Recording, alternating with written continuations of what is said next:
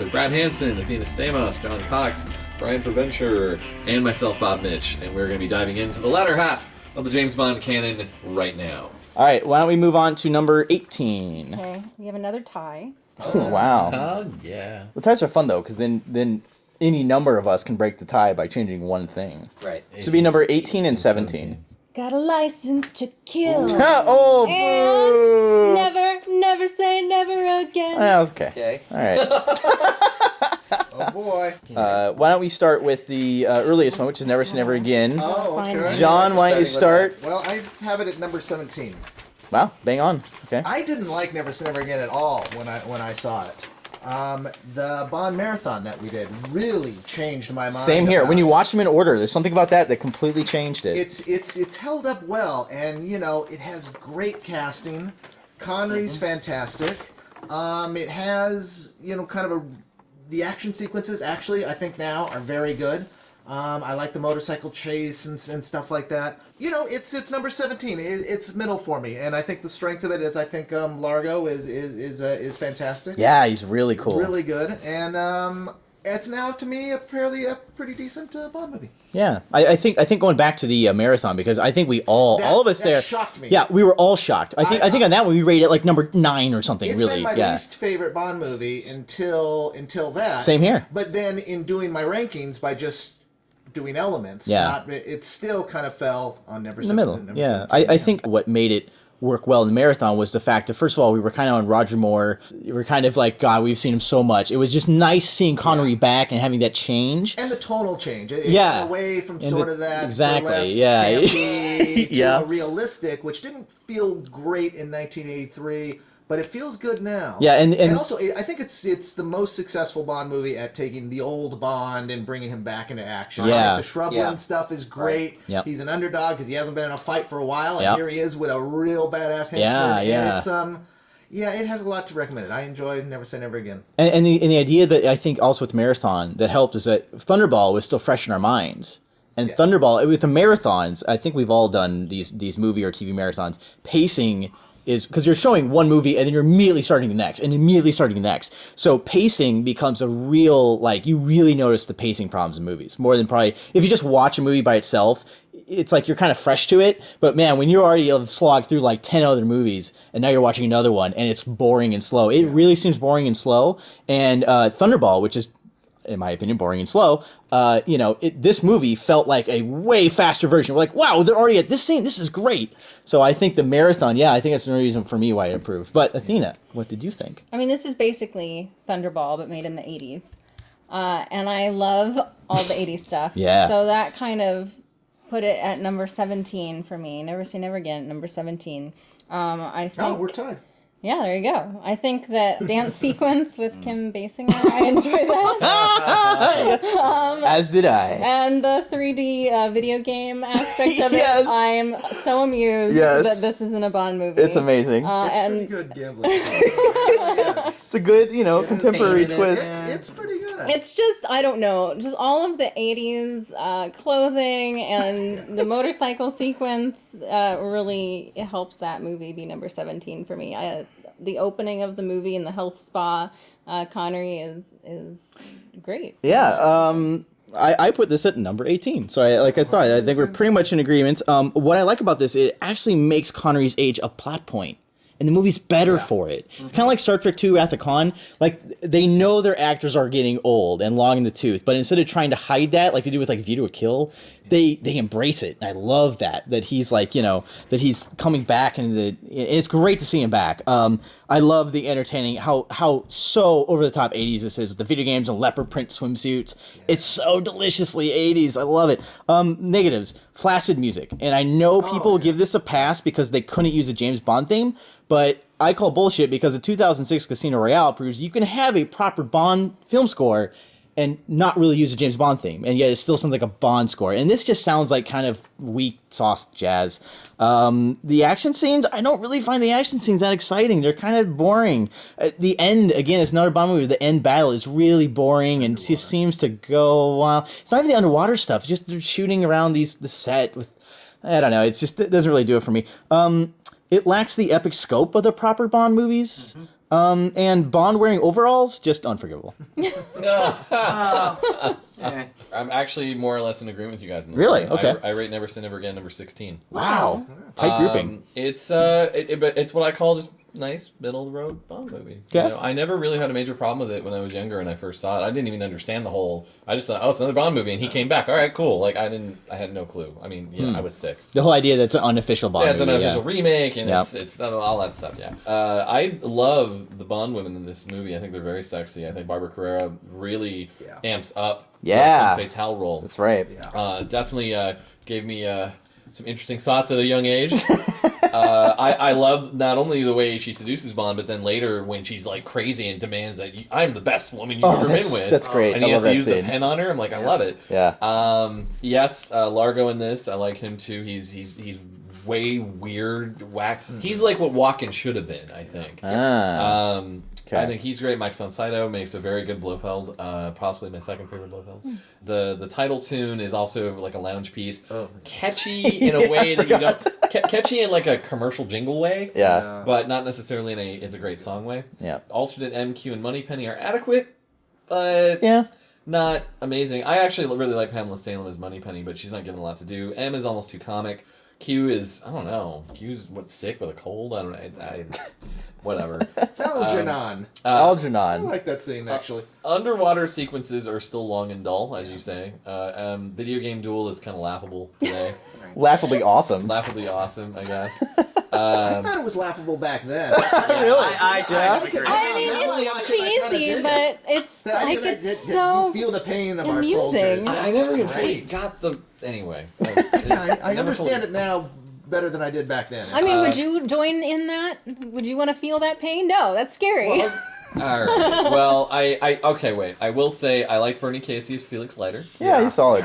I think he was pretty good. And hang on. So Connery looks better here than he does in Diamonds. He's more fit. It's true. Yeah, he hit the gym. Yeah, definitely good. Interesting that he seduces the nurse with like caviar and foie gras. Another older Connery bags 4 women in this movie too. 4. Yeah, Wow. that's right. He's All right. around. It does have one of my favorite bits I always remember, and I think it's also because my parents liked it, and it's always one of those things like, oh, adults like this part too, so it's legit. It's a good part. The bit where he sneaks into the party and fakes the guy out with the Love cigarette it. case. Oh, that's the best scene in the whole movie. Yeah. Yeah, Yeah, that's and then great. he takes it back. That to me is pure Bond. So Yeah. So yeah, very enjoyable. One little thing I just want to piggyback on, because you mentioned the scene with Fatima Blush and how he kills her with the gadget. I just realized now, listening to you guys, one of the most satisfying things in a Bond movie is when Bond uses a gadget and his wits to get out of a situation where he needs to somehow get to the gadget or have a gadget or whatever, but it's not like just right there and he goes boop. He has to do something clever to get to the gadget, and that's like to me the most satisfying Bond moment, because you only have those in Bond movies. And that moment's great. The dialogue in that scene is great. Yeah. She's having him write all this stuff down, Yep. and he's telling her, well, I actually can't do that. Yeah. I like all of that. I'm actually going to probably change my ranking on this. Yeah? Okay. Where I do you never have say it now? never again ranked 20, and I might knock it down to 19. Okay. It's Knock it up to 19. Knock it off to 19. Yeah. I like Connery in this a lot. I think he's having a good time. I think his scenes with Klaus Maria Brandauer are wonderful. I think the spa sequence is great. I think it's a great fight. I think Bond is completely outmatched in it. He's very aware of it. Like, he's running away a couple times. Like, Fatima Blush. I love her. I think she is phenomenal. She's sexy. She's fun. On the negative side, I think Kim Basinger is a waste in this movie. I don't think she's good at all. The dance sequence is pretty good. Connery really can't dance, and he does pretty well. And I mean, he's not known as a dancer. He can't dance, and it's not too bad. I think the music is awful. The opening sequence is, I think, great. I think the fake kind of opening sequence of it, but the music just destroys it. I have a real problem with that, but it's a fun movie. It's a fun movie. Connery's back, so that's fun. It was a year that there were 2 movies that were Bond, so that was kind of exciting. So this might go from 20 to 19. Okay. So I might change my... I liked what people had to say about it. Okay, your one that you're going to be swapping with, have you revealed what that one is yet? It would be Quantum of Solace would go to 20. That was 19. Quantum of Solace would go to 20. I can get behind that. Yeah. So now we are on to the License to Kill, and Athena is gonna start us off. Start with this bomb. Well, to me, this is number 23 on my list. Oh, Bob and I are just visibly. I mean, look, kicked in the nuts here. I mean, I'll never say it's the best, but goddamn, how about her? I mean, it's just so like gruesome at the start. Just the murder and rape is just a little too much. And the revenge that Bond goes on, he just seems out of control. I do enjoy the tanker chase at the end. I think the televangelist set is cool. I think it's a little too ridiculous for some reason in a movie that seems a lot darker than what we're used to seeing. And I do think Sanchez is good, though. I do think Sanchez is good. All right. I adore this movie. This is probably the one movie that I really like, and it's not just because I like it, it's because I think it's really good. This movie is all about the script, the story. The story is so good. This is one of the bravest and the best stories of the series. Yes, Bond goes rogue, but at the time, this was a really interesting, novel way to tell the story, and it means a lot. Robert Davi, really great villain, charming, chilling. He's three-dimensional. Like this is a real guy, but he's scary and he's just fascinating to watch. Carrie Lowell plays one of the few Bond girls who actually helps 007 more than hindering him. I love the elaborate action sequences, and I love how they zip from idea to idea to idea. They never get stale. For example, a sequence where we go from Bond in a boat to Bond underwater to Bond fighting on a plane. I love the evolution of the action.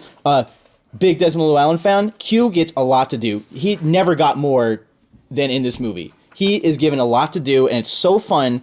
It's just a joy to watch him take part in several scenes, not just like one or two like usual. We have Felix Leiter, again, finally does something. He's great, Felix Leiter. He does Ian Fleming's character justice. This film makes a terrific double feature with Majesties. If you watch him back to back, you can see the memories of Bond in his, flashing through his eyes when he sees what happens to Felix's wife. And yeah, he's out of control. That's what I love about it. He has a reason to be out of control. This is a movie about Bond chasing his demons and fighting his inner demons. At the end, he kind of lets it go. He visibly exhales, and now he's moving on. And so to me, this is a great, it's like, look, it's a strong, bitter cup of manly black coffee. And it's not for everyone, and it's too strong for others, but I love it. Yes, the violence, gore, it's too much. It's too far, not needed in a Bond movie. And it has that flat, boring look of a TV movie. It's just not a very pretty, gorgeous movie. I mean, the movie was cheap. And I think it does as best it can with the limited budget it had, and it puts all of its money in the action sequences, but everything else, it just looks kind of boring and flat. And Bond has never been worse dressed. It's just floppy 80s, gross-looking attire. And it's not a very sexy or romantic film. But I really like this movie a lot. I put it at number 7. Wow. A lot of people shaking their heads on this table. I adore Timothy Dalton. And even I didn't rate it that high. Although your argument makes me definitely want to go, Jesus, what is wrong with me? I should be rating this high. Yeah, I man. don't know about 7, but at least I should put it up like 10. I have it at 14. Okay. Attempt at a dark, edgy Bond, which I feel succeeds more than fails. Yeah. Dalton turns in a fine performance. He definitely holds the film together. They were definitely playing to his strength here. I, too, love Sanchez as a villain. I think Davi plays him very well. I like his lizard. The lizard. Yeah, the iguana that he kisses. Yeah, it's weird. So He's like kind of like Quantum of Solace, but better in that he's more of a real world villain, but still with enough Bondian flair. You're scared of him. He's scary. You would not want to go toe to toe with him. He's a formidable physical threat to Bond, as we find out at the end of the movie. Granted, a lot of criticisms about this is that it feels sort of like a Miami Vice episode. I would also argue Bond's tactics in this are very Mission Impossible. He's turning the bad guys, other guys against him. Yeah, He's that's what's so clever. The whole loyalty thing against him and infiltrating his whole organization. That's much more Roland Hand, Jim Phelps than it is James Bond. But it works here because he's rogue and he's got to use alternate methods to take this guy down.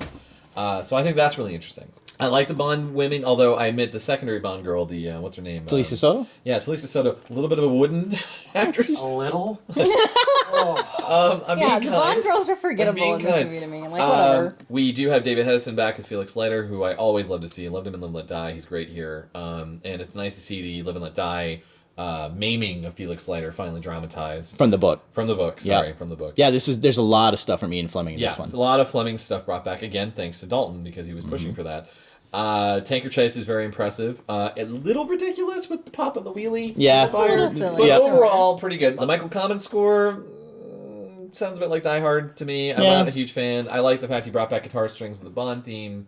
Yeah. The title theme is also, it's very typical 80s pop. It's not really, doesn't It reeks of 1989, doesn't it? Total 1989. That's why I forgive some of the silliness in that Tanker Chase. It's like so late 80s. Yeah, Sure, it is. sure. It is very much of its time. I'm not a huge fan of Wayne Newton, by the way, in this. It does feel cheap for a Bond movie. It does feel borderline TV movie, borderline TV episodes we've just been saying, which does hurt it. I could deal with the violence, but I understand by Bond standards that they didn't need to go there. And I remember it was a big deal when it came out. Yeah. Like the PG-13 rating it got. I remember that was a huge, huge thing. I don't know. I generally like it, but I understand why so many don't. If that makes any sense. Because I know it's a very atypical Bond. I think you should move it up a couple spots. I'm very tempted to, but I want to hear what you guys say. Well, I ranked it 18. I'm not a fan. I'm not as much a fan of this movie. I actually have a real problem that it looks cheap.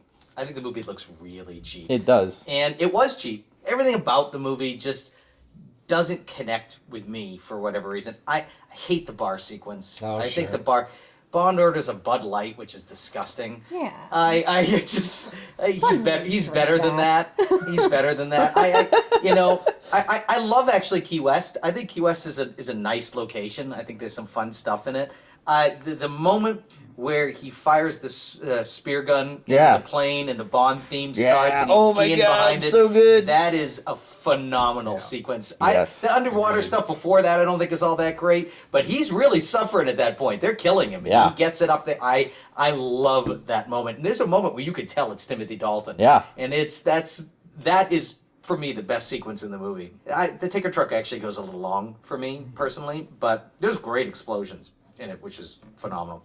He's great. You never get the feeling that Dalton's having a good time, and maybe that's okay. Because I call him Mr. Krabby Pants. Yeah, he's an angry guy, and you kind of want him to smile every once in a while, and he doesn't. It's a tough movie for me. I have a hard time with it. There's a little personal here. I saw it when I was a kid. It's a very violent movie for a kid to see, I think. Yeah.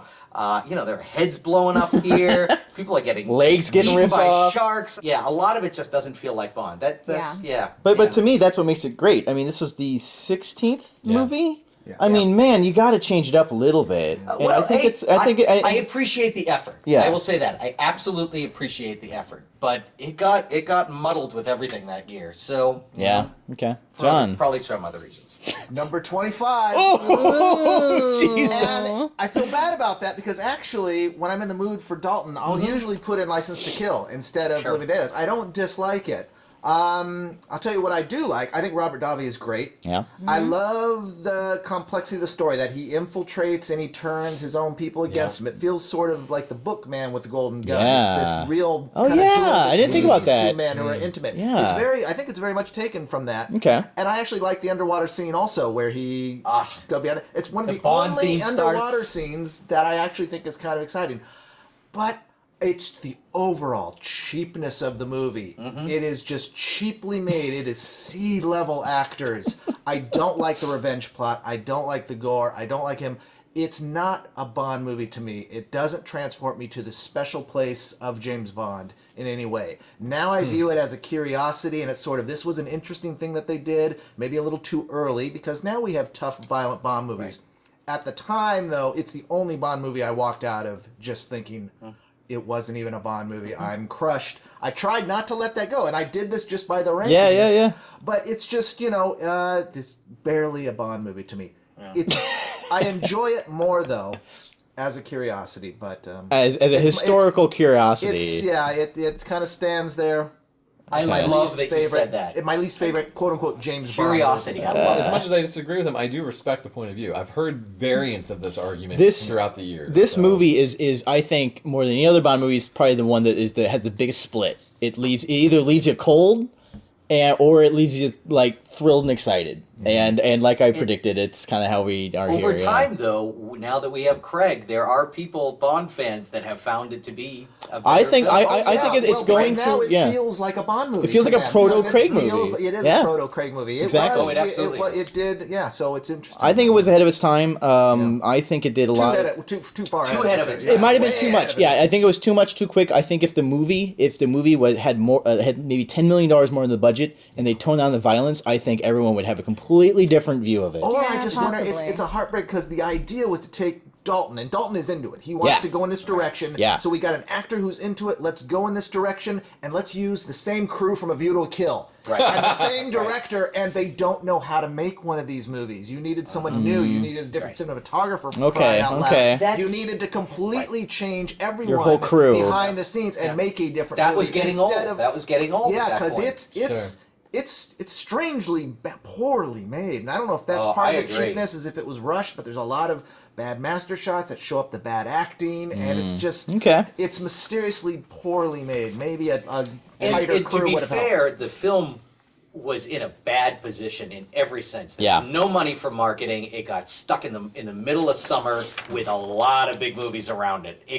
And nobody saw it. Yeah, So very- so that it's just a little bit of a different thing about the film, but it But now I embrace it as my Timothy Dalton movie. I mean, I Okay. enjoy both the Dalton movies a lot. But Any thoughts on Benicio del Toro's early turn? oh, into him? fantastic! Yeah, he's scary. Actually, He's freaky. One of the with he's awesome. a nothing That's part sidekick. too, and yet Yeah. he sort of He makes added it to so it, that yeah. love he's he one of the dies great at the actors. end. Yeah. You want him to die. Man, at he the dies horribly. Yeah. Yeah. Well, in Dalton, like, he's near death at that point. That's a good sequence with Yeah. Sanchez and everything kicking him as he's going. That actually is a really good scene. I Him like hanging that. off I like that. Yeah. Scene. Says anyone to break this tie? Does anyone want to change their opinion of this ranking in any way?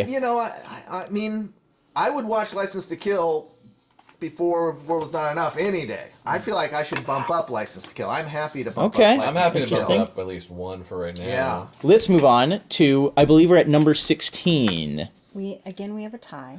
Wow. Having a lot of All these ties. middle ones. Well, I mean, but when I was doing this, the middle ones were so hard to do. Yeah. They were the really hardest tough. to- by Okay. far.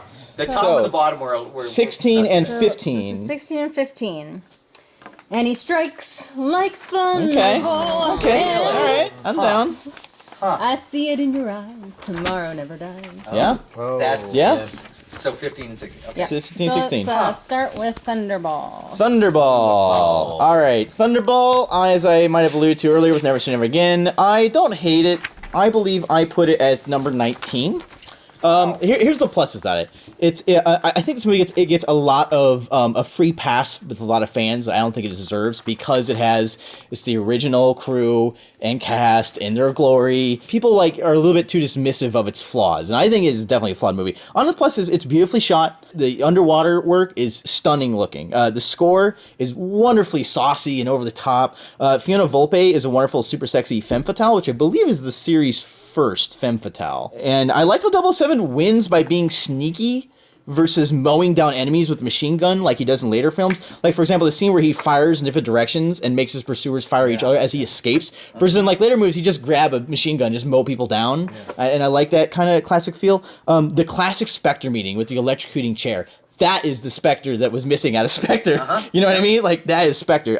Negative. Thin story stretched to the limit with the bloated runtime and slow motion underwater sequences go on forever. There's way too many unnecessary and unmemorable characters. Seriously, if you look back and you really think about all the speaking parts in this movie, there are way too many parts. Way too many characters that have nothing to do, not developed. The climactic boat fight is just silly looking with this buggy back projection and the way undercranked footage. It just looks ridiculous, and it's the last scene of the movie, and it just takes it out for me. But yeah, number 19 for me for Thunderball, which is one spot below where I put Never Say Never Again. Thunderball's number 13 for me. Okay. Obviously, I'm a little kinder to it because of its status and because it was an early Bond film for me. This is one of the ones where, again, I was a Roger Moore kid, so my dad, seeing that I was going to the Roger Moore camp, very quickly made sure I watched Goldfinger and Thunderball very fast. Okay. And What, to try to change your opinion? and Goldfinger succeeded. Thunderball just kind of was, okay, yeah, that one too. It wasn't because even as a kid, it felt kind of long and bloated. And that's its biggest problem. It just feels kind of long and bloated. Yeah. But one of the best John Barry scores. Connery's still in pretty good form here. He's starting to get a little comfortable in the part. He doesn't have the edge of the first 3 Well, movies. he's not given as much to do. This is the first one where he's really just kind of there, pressing buttons and gadgets. And I love the title tune by Tom Jones. I have a personal affinity for the Bond women in this one, both Luciana Paluzzi as Fiona Volpe and Domino, Claudine Auger. Yeah. Oh my god.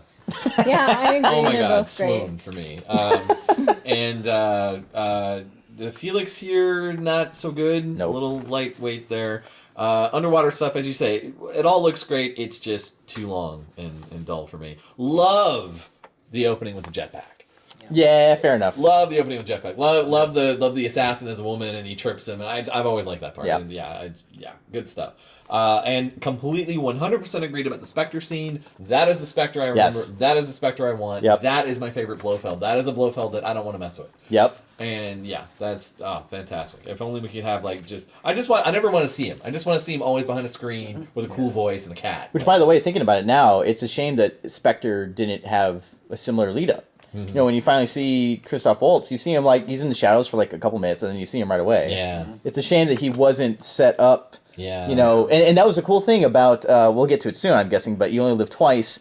When you finally see his face, it's like, whoa. But you needed these. I can't remember how many movies, 2 or 3 movies before that, where you don't see his face to have that have an impact. Yeah. It is enjoyable overall. I mean, it's got that great classic 60s flavor. And it is a cool idea to go big scope and say, all the double O's are called in for this big deal and the big extortion. Yeah, I and love all that scene. Yeah, that's actually pretty cool. That is so cool. I'm sure they'll add more, but yeah. Ryan. I like this movie a lot. I ranked it 9. I think it's big, it's brassy, it's fun. I think Connery is terrific in it. I think he's having a good time. The card scene with him and Largo, I love that scene. I think that scene is great. They both kind of know who they are. I like moments where people, where they're around other people, they really can't say what they need to say to each other. But it's a nice sequence. That's a good scene. Yeah, it's a good point. I think outside of the underwater sequences, the editing is great. I think the editing is good in this. Yeah. The music is phenomenal. I think Largo is great. I think he is awesome. I find him menacing. There's a moment where the guy gets electrocuted in the big meeting and he crosses out his name. Oh, yeah. That's great. I love it. I forgot about that. I think that's great. Yep. I think the sets are gorgeous. He makes love to a woman under the water. That's great. The movie's long, but when he's on ground, I have no problem with it. I think it goes really well. Fiona Volpe is probably in my top 2, 3. I great. think she's sexy. Oh, yeah. When he sleeps with her, I think that's great. The chemistry between the two, between all the women, I think is really nice. I like that Domino is a damaged character. I don't like that in other Bond films. I like it in this one. I like the kind of revenge about it.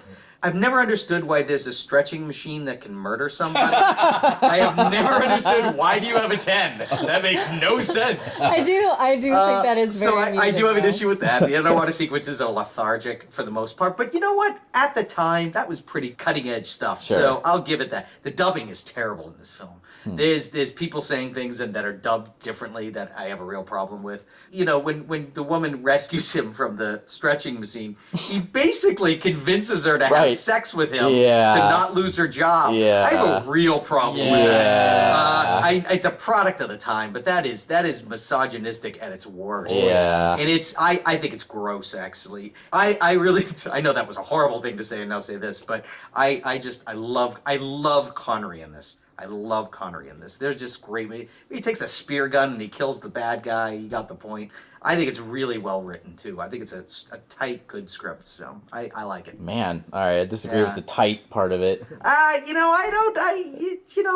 It's too long, but There's about 3 characters you could have cut out of that movie. And nothing would have okay, changed. Yeah. So for me, it's 15. I don't think it's a good movie, beginning to end. I don't think it holds together at all as an enjoyable narrative, but I enjoy it because it is just such a piece of... It reflects Bondomania at the time. Oh, yeah. It's like, I don't enjoy the movie, but I enjoy every single individual scene. If you just drop into any scene, you'll just say, this is great, because it is Connery in his prime, it is the girls in the prime, it is the 60s, everything is echoing a madness for James Bond. Yeah. It's practically just this lengthy celebration of Bond and Fleming and Connery and bursting out sexuality. So it's awesome in its parts. Not good as a whole. But interesting. An enjoyable, middle grade. I like it. And a good point about the Fleming, because this is actually probably the closest of the Flemings. Pretty close. Dr. No's pretty close too, but this is really close. And I remember because I watched all the movies, and then that year when I discovered James Bond, and then I read all the books, and this was like, oh, this is pretty much dead on. Like, I knew what was going to happen. That's why he lost the lawsuit. Yeah. It's what they were discussing. Yeah, yeah. Athena. Thunderball, number 25 for me. Oh! Now you know how it feels, Ryan. How's it feel? I get it. That's fine. Yikes. Boom. This movie, boring. Nuclear weapons, boring. Playboy billionaire, boring. Yawn, underwater scenes, boring. Like, sure, they were cool at the time, but they don't hold up, and shouldn't they hold up? Like, and they were injuring real sharks in real life. Yeah. Oh, that's a good point. You can see these sharks get just mutilated for entertainment, and it's pretty uncomfortable to watch. That's really not cool. The jetpack is absolutely an awesome gadget. I love the Spectre boardroom. I love Ken Adams' design, so that sequence is great. I do think there is great chemistry between Bond and all the Bond girls, and I like all their bikinis. Yeah, a lot of bikinis in this one. And they don't get dumber when they're wearing it. Yeah, amazingly enough. Yeah, good point. Yeah. Wait, how is this rated lower than Quantum of Suck Ass? It's just I'm bored. It's so boring. Everything is boring. The greatest sin for you, Athena, is that it's boring, right? Yeah. Yes. Fair enough. All right, cool. Bob, you're going to start us with the tie. So between 16-15 tie with Thunderball, which would be Tomorrow Never Dies. I rated this number 19. I remember at the time thinking relief that it wasn't GoldenEye. Whoa! Well, there's going to be difference in opinion on GoldenEye. Man. I already knew that going in just because of this guy and this girl. Tomorrow Never Dies. It hasn't worn as well over time with me. It's another variant of the Let's Start World War III, You Only Live Twice plot. And it's definitely a movie that it moves and moves and moves, but please God don't stop and think about the story, because there's a lot of stuff that doesn't really hang together. Really? I mean, as I say, it's entertaining for watch it once, don't think about it. No, I think it totally makes sense. I actually kind of agree that the plot is weak. Is that kind of where... Basically. Yeah. I agree. Okay. It's more about the pace and action sequences than it is about like a real story. Jonathan Pryce, a little overhand me as Elliot Carver, but he was generally, I thought, a good idea for casting. I think this is another entry into the bland and ineffectual henchman for Pierce Brosnan. Yeah. Again, Stamper. a guy who's... Stamper, he's built up and then wasted. It doesn't really do anything. I didn't feel there was any chemistry with Brosnan or Michelle Yeoh, although she's there mainly to be a kick-ass lady, which he does fine. I like the opening with the mini mission with the bomb and the plane and all that. That was generally pretty well handled. I like Bond having to go, quote, rogue, but for a very good reason, to greater good. So-so title tune, but let's face it, the real title tune by Katie Lang was awesome. At the end. Just wish they had put it in where it needed to be. Yeah. My favorite of the David Arnold scores, it perfectly melds 90s and 60s mentality. Especially coming after GoldenEye. Yeah. Jeez. Oh, breath of fresh air. Like, thank God. Bond theme, please. With brass. With brass. Yeah. Oh, tons of great brass. I felt the final action sequence on the stealth boat was kind of uninspired. It just seemed like a little shoot 'em up. Like, whatever, we got to end this thing. Here we go. Love the vault break-in, break-out sequences. I thought the motorcycle chase was generally pretty fun. Basically, surface elements are entertaining. Just don't look that much deeper. Oh, and I like the new BMW car sequence. Yep. Cool. Ryan. I think this movie's fun. I ranked it 13. Wow. I think it's incredibly rewatchable. Yeah. It's kind of a short film. I don't think it's that long. Yeah, it doesn't feel It's pretty very long. Yeah. I like that. I think all of the action scenes in the film are good. Brosnan he feels just a little more relaxed in this. Oh, yeah. I love him in GoldenEye, but there are moments where he's still kind of gaining his footing a little bit. Bond theme is throughout. It's this, as you said, the score I think is great. I think the opening is really strong. We kind of don't know it's him, and I don't mind the interaction with them telling him what he's got to do and where he's got to go, and then he goes against them. I think that's kind of a fun area. The script's a little muddled and all over the place, I think. Paris Carver is one of those characters that you just imagine if they had worked on her just a little bit longer in the script, you would have felt the connection a little better. Yeah. I didn't mind that they were ex-lovers. I thought that was kind of fun, but she's just kind of not really used as well as I would have liked. You said exactly what I said. The opening theme song, I like her as a singer. Sheryl Crow? Sheryl Crow, I think she's perfectly fine, but the end sequence is far, far better. Yeah. I like her lyrics, though. I like the lyrics of that song. The lyrics are good. And they really I actually really like It's not Sheryl a horrible Crow. song. I No, don't hate it's just, and I kind of, it's got diamonds everywhere, which is kind of odd because that has nothing to do with the movie. I feel like the song was written by Paris Carver, or Yeah. it feels Yeah. like a song that she's singing, and I don't know. I find that very interesting. Yeah. The ending, although Michelle Yeoh is integral in the ending, it really is sort of one man against an army. I've never been a real fan The machine of that gun thing I was kinda- telling you about. Yeah, I don't like that. It's kind of fun. It's a little Die Hard-esque kind of thing, but that's why I love the ending of The Spy Who Loved Me, because it's everybody fighting. So it's a big army against another big army, which Versus is very different. Bond This versus was an Bond army. just doing everything. Yep. I kind of like that he meets M in a car, and he's getting his mission that way. That's different. Gets him out of the office, which I think is good. Yep. So I wouldn't change 13. You take a lot for me to move this one, because this is a fun movie for me. All right. John. 22. Oh. Ooh, Pretty wow. low for me. I've never loved it. Although I think Brosnan looks really good in this movie. And I like all the Hamburg action. I think it's my favorite Bond car, actually. I love Really? the car, and I love More that, than the Aston Martin DB5. Yeah. More than the Underwater Lotus. Wow. Yeah, Bold well, words. Underwater Lotus is pretty good. The car is a yes, transformer. it is, and here's why. Because I think it makes sense. It's finally a car that makes sense. He goes to Germany, so he's given a BMW sedan. A car that no one would notice. A car that a banker would drive. But it has all this stuff built into it. I think it kind of works. So I enjoy all that. But mostly, I just feel like the movie, once they arrive in Vietnam, it just becomes flat and dull. And I find it a slog to the end. And I find the end completely unsatisfying. I hate Bond just going in there and blowing up machine guns. There is no chemistry between them. I just die to it, and I've never warmed to it. I keep rewatching it because people tell me, of all the Brosnan movies, it is the most classic in that there's a classic villain and a simple plot, and that is true. Yeah. It is classic villain.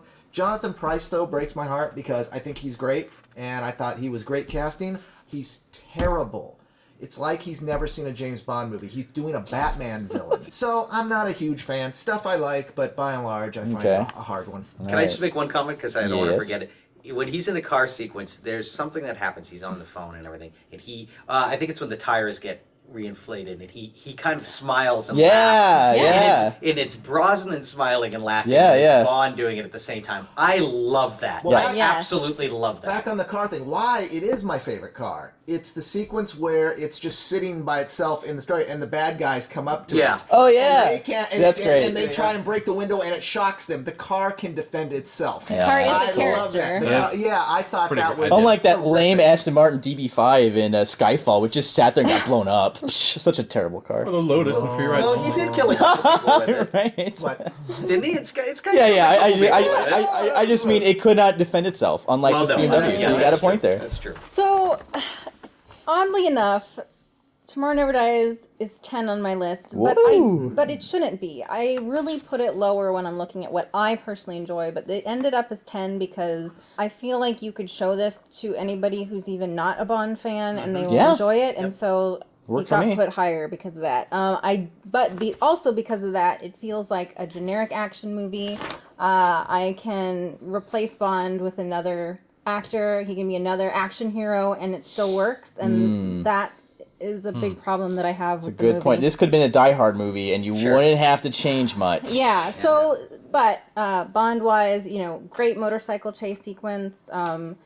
It was just very creative to have them both handcuffed together on that. I think the parking structure chase sequence as well with the car is great, and you see those moments where you have Bond, Brosnan just being really excited to be in the role in the entire movie. There's this light in him in this movie. That's really great. Like infectious. It's like the opposite of Krabby Pants Dalton. Right. Right. He's along for a ride. He's having a great time, so you're having a great time. Exactly. Okay. I like the fact that we have an ex of Bonds come into the story. I do wish there was maybe a little more built upon on that. Kaufman is freaking creepy. Oh, Kaufman. Really, That's a fun. Yeah, it's got some good elements that I think make it something you can show to anybody. But I like that. It should be lower on my list, and it may. Maybe bump down. Closer to 1, you mean, or? Oh no! I mean, it's gonna go down 22 on the list. 22. Yes. So, piggyback on what you're saying, I mean, I had never seen a Bond movie before. I had never heard of James Bond. I didn't know anything about it. In the first 20 minutes, you get everything you need to know about Bond. He drives an Aston Martin. He bangs hot chicks. He blows up shit. He's clever. He's witty. He works for M, and it can be a good intro to Bond. You can totally introduce people to Bond with this movie. But I ranked it number 17. Oh. Which is tough. If I was just going on what's my favorite, it probably would be closer to 10. Just because it was my first movie and I have a lot of nostalgia for it. However, I had to put it at number 17. To me, the movie's all about the action sequences. The action sequences are so well shot, so well edited, and there's so many of them, and they're so clever. The car chase and the car part with Bond in the back seat, it's just brilliant. Super fun pre-title sequence. It's a real nail biter, and I like the drama with Paris Carver. The villain scheme. I think the script is pretty good. I think the villain scheme is very clear, very easy to understand, very bold. It's manipulating people so he can have exclusive broadcast rights. It's just so weak. Done. Oh, really? It seems weak. It's like, really? That's all you want? Like, you're a Bond villain. Do something a little crazy. I don't know. It just feels like Rupert Murdoch, like on steroids. That's who he is, and it works for me. I mean, to me, I guess I like the simplicity of his plan. Unlike, let's say, Living Daylights, where you need like a calculator and like a slide ruler to understand what the hell they're doing. Yeah. This is huge stakes. It's very simple. Boom, bold, Bond, great. The finale in the stealth boat. Too long, too dark. It's kind of violent. Strangely violent and dark. I don't like that. And just the whole movie is just deafening gunfire. Yeah. Just deafening. Never stops. Loud. Boom, boom, boom, boom. So yeah, number 17 for me. Brosnan's super sexy. Well, thanks for that. No, you know what? He's sexier in this than he is in GoldenEye. Yeah. Probably as peak. Well, he bulked up a bit. He did bulk up. He got criticized. He looks in great. GoldenEye for not being bulky. Really? He was. So, Athena, do you want to break this tie at this point, or do you want to wait maybe till the end? Well, I might break the tie, actually. Yeah? I really struggled having it so high on my list. It's got to go down. It's got to go down somewhere. Okay. Ryan, what are you thinking? I might push it to 16, from 13 to 16. And I don't necessarily... The other movie hasn't been talked about yet. Okay, so we'll talk about it later. Yeah, that's then. my problem. I don't know where Tomorrow Never Dies is going to go. People have to say about another one. All right, let's move on to number 14. That's not A View to a Kill. This one's not a tie. Yeah. Jeez. The last three have been ties. Okay. But it is number 14, an all-time high of Octopussy. Yeah, all right. Oh, interesting. Okay. All right. Got things to say. Ryan. Okay. What do you do? I ranked it 17. Okay. Which seems low? Seems, yeah. I like Octopussy. What did I like about it? I love Kamal Khan. I think Kamal Khan is wonderful in this film. I think it's a fun villain. I think it's a villain that's having a good time in it. Just Octopussy. Yeah. I love that. Yeah. I think the cinematography is actually really good in this movie. Maud Adams, I just really like Maud Adams. I'm glad they brought her back. Opening sequence is phenomenal. Oh, so great. Is absolutely awesome. One of the phenomenal. VJ, I think, is great. I think VJ is a really fun character. Q's in more of this than a lot of the other Bond films, and I think I appreciate that. The sequence of that's based on The Most Dangerous Game, where he goes out and they go hunting for him. The short story, The Most Dangerous Game. I think that's actually pretty well written. So I think that's good. I hate the Fabergé egg stuff. I think who's got it? I know. It's all over the place. Did they actually destroy the real one or not? Yeah, it's kind of like how I feel about diamonds are forever. It's like the fake and the real, and it's way too complicated. It's not really needed. Yeah. There's a lot of silliness. I go back and forth on the clown outfit thing. I don't. I some people really are bothered by it. I'm a little either way. He had to get where he's going, so I understand that. The Tarzan stuff, the gorilla suit, I don't like any of that. I think that's all kind of ridiculous and silly. The fight on the top of the train is fun. The problem with this movie's a little long. And, you know, as someone said to me once, that it has more climaxes than a porno. It ends and then it ends and then it ends. And the sequence on the plane is actually pretty cool. The fact that they filmed it for real is exciting for me. You have a hard time believing that Roger probably could have held on to that. Yeah, right. But, you know, I'm okay with that. Honestly, my 17, I have issues with Octopussy. I think this should have been Roger's last. I think it's a really strong performance by him. Mm-hmm. So my ranking, honestly, just from reading what I've done, will probably get closer to 1. I like Octopussy. You might bump it up a couple. I might bump it up a couple. Right. I just from talking to myself, I've already You've convinced yourself. I'm not quite sure why it's here.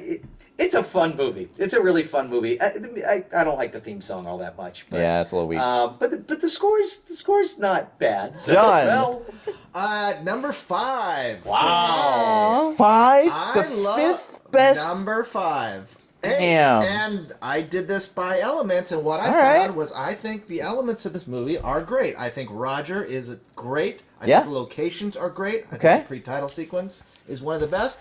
Also, I think the story and sweep of Octopussy is fantastic. I think it's one of the best told Bond stories. It's an epic. It starts with a great mystery, which is unique for a Bond movie, and I think perfect. 009, dressed as a clown, is killed in Berlin with an egg in his hand. Yeah. Find out what happened, Bond. Yeah, and when we get to the end of this big, long movie, this great journey, Bond is now dressed as a clown, also being pursued, and it's Hitchcockian in that way. I think it's fabulous. Wow. I think the movie embodies old Roger, old England, India, goes in.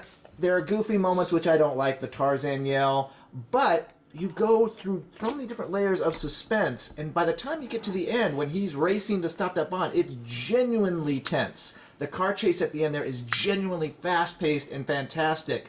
And I just think the movie continues to work on a bunch of different levels. And it achieves this interesting late Roger Moore tone of sort of big-scale Bond, camp and burlesque. And a little bit of Fleming. But very Fleming. You could imagine Fleming wanting to write a book about, a bunch of circus girls who invade a palace at the end. Yeah. It seems to embody everything that is old school, solid, good James Bond. And also, it's just a darn involving movie. I can remember seeing this in theaters, and people were into this movie. Yeah. Really? Yeah. Okay. Maybe it was the time. Now, I don't think it's aged as well, maybe just because now you look at Roger being a little bit older, but at the time it was just like, it just nailed it. And it still nails it for me. So Octopussy to me is easily number 5. The fight sequence with all the women at the that's kind of erotic. I think it's crazy. I think it's a sexy scene. Yeah, that's I what really it's supposed to do. I think it does it well too. Sorry. The train stuff I think is fantastic. I mean, I think it's beautifully shot, edited, everything about it. I think it's really, really effective. Yeah. One of my favorite Bond train sequences. Cool. Athena, brothers, where do you put Octopussy? Okay, so I don't know. I think John may have convinced me I need to move it up. I think I might have been convinced too, honestly. But at the moment, I have it as number 20. That hurts a little bit. I do think Maud Adams is absolutely fantastic, and I think that they did a good job to cast her in another movie, since she was in Man with the Golden Gun.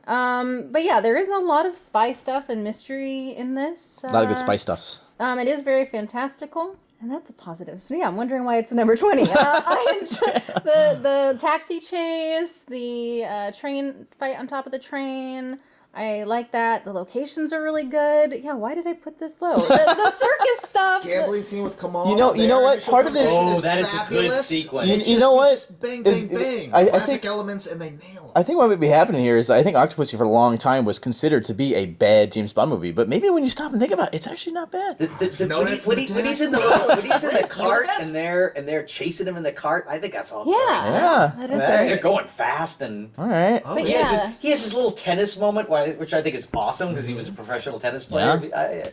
Cool. And also what it does and that I like about that is that it knows when to be silly. It's, the first action scene of the movie, let's have some fun, let's have some, James Bondian moments. In the end, when the stakes are high, there's no jokes. It is a fast, tough car chase. They get the tone is... They play the tone, and then in the end, they come back to big fun with the girls, and then we're back to danger on the plane. Right, It has interesting. a lot of fun. I'm moving it up. I think I'm going to move it up too. Yeah, because I realized my only bad arguments are just this silly clown business. And the egg, I'm like, whatever, the egg. When he's wearing the clown, though, he is legitimately angry, and he's legitimately wanting to Terrified. stop this. Like, he's scared for everybody there. There are kids, there are families. He really wants to. I mean, obviously, and no one takes him seriously because he's dressed as a clown, and it adds to the tension of it all. It's like, oh my god, and this Maud is Adams, James Bond. An Octopussy takes that moment to get the gun to save the day. But she changes sides at that point. Sorry, Athena. No, that's what I'm realizing. I'm like, I don't have much bad to say, so let's move on. So I think, you know what? I think I had this rated at number 15, but I think I'm probably going to move it up a spot. Pluses, Maud Adams. Maybe my favorite Bond girl. She's so great. Maybe one of the very few of the actresses put with Roger where there's genuinely chemistry between the two. And I think a lot has to do with her age. Like she's probably one of the more mature Roger Moore Bond girls, and it's all the better for it. Breathless action sequences. Man, these action sequences rock. They are. I think the end. I think I like how it's nonstop and goes from action scene to action scene to action scene. Each one gets crazier and crazier and crazier. So it works for me. And then I love the exotic indie locations. Negatives. Oh, and like twins. Twins are really cool. Yeah. The knife throwing twins. I have a problem with the wardrobe. There's too much camel toe.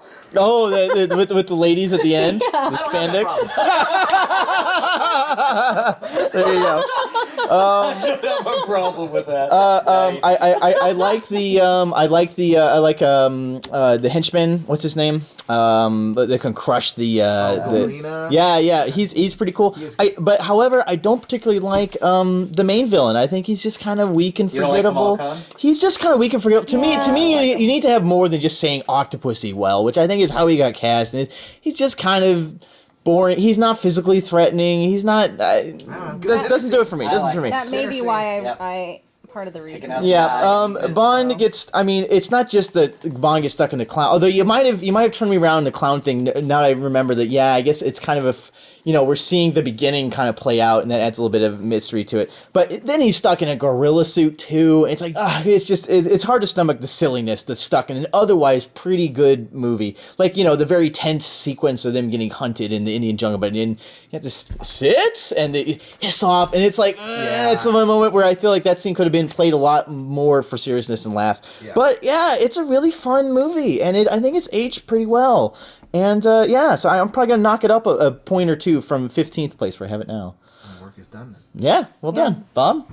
I've always liked Octopussy. It was my first one in the theater. Yeah.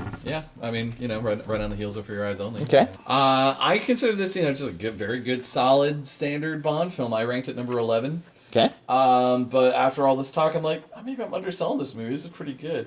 I even had the little toy. Did anyone have this little toy with the little horse that comes up, and the little plane comes out? What? That was a toy? It was a Matchbox That's toy. amazing. Oh, that's great. Yeah. I want to buy one now. I'm going to check eBay. I've been checking eBay to get another one. I can't. Wow. Anyways, I think Roger Moore turns in a really good performance. I agreed. I think Maud Adams is great. Good chemistry. God, the secondary Bond girl is just gorgeous too. Christina Wayborn. And she is still gorgeous. Yes. Yeah. I like the score by John Barry. I love it's like the Octopussy kind of sneaking in theme with the circus girls. I love that. And well, this was John Barry's return. It was, yes. He had been away for a while, I think. He didn't do For Your Eyes Only. Yeah. I think he kind of relished coming back. Yeah. Yeah. No, I thought it was good. I love the Cold War plot with the the Russian and his whole thing with the bomb. I thought it was good. I actually like Kamal Khan. I know you don't. I find him wonderfully. He's in that charming, smarmy mode. Okay. I love the whole dinner sequence when they're eating eyeballs and he's casually talking about sodium pentothal and things he's gonna do. Okay. I always thought that was really neat.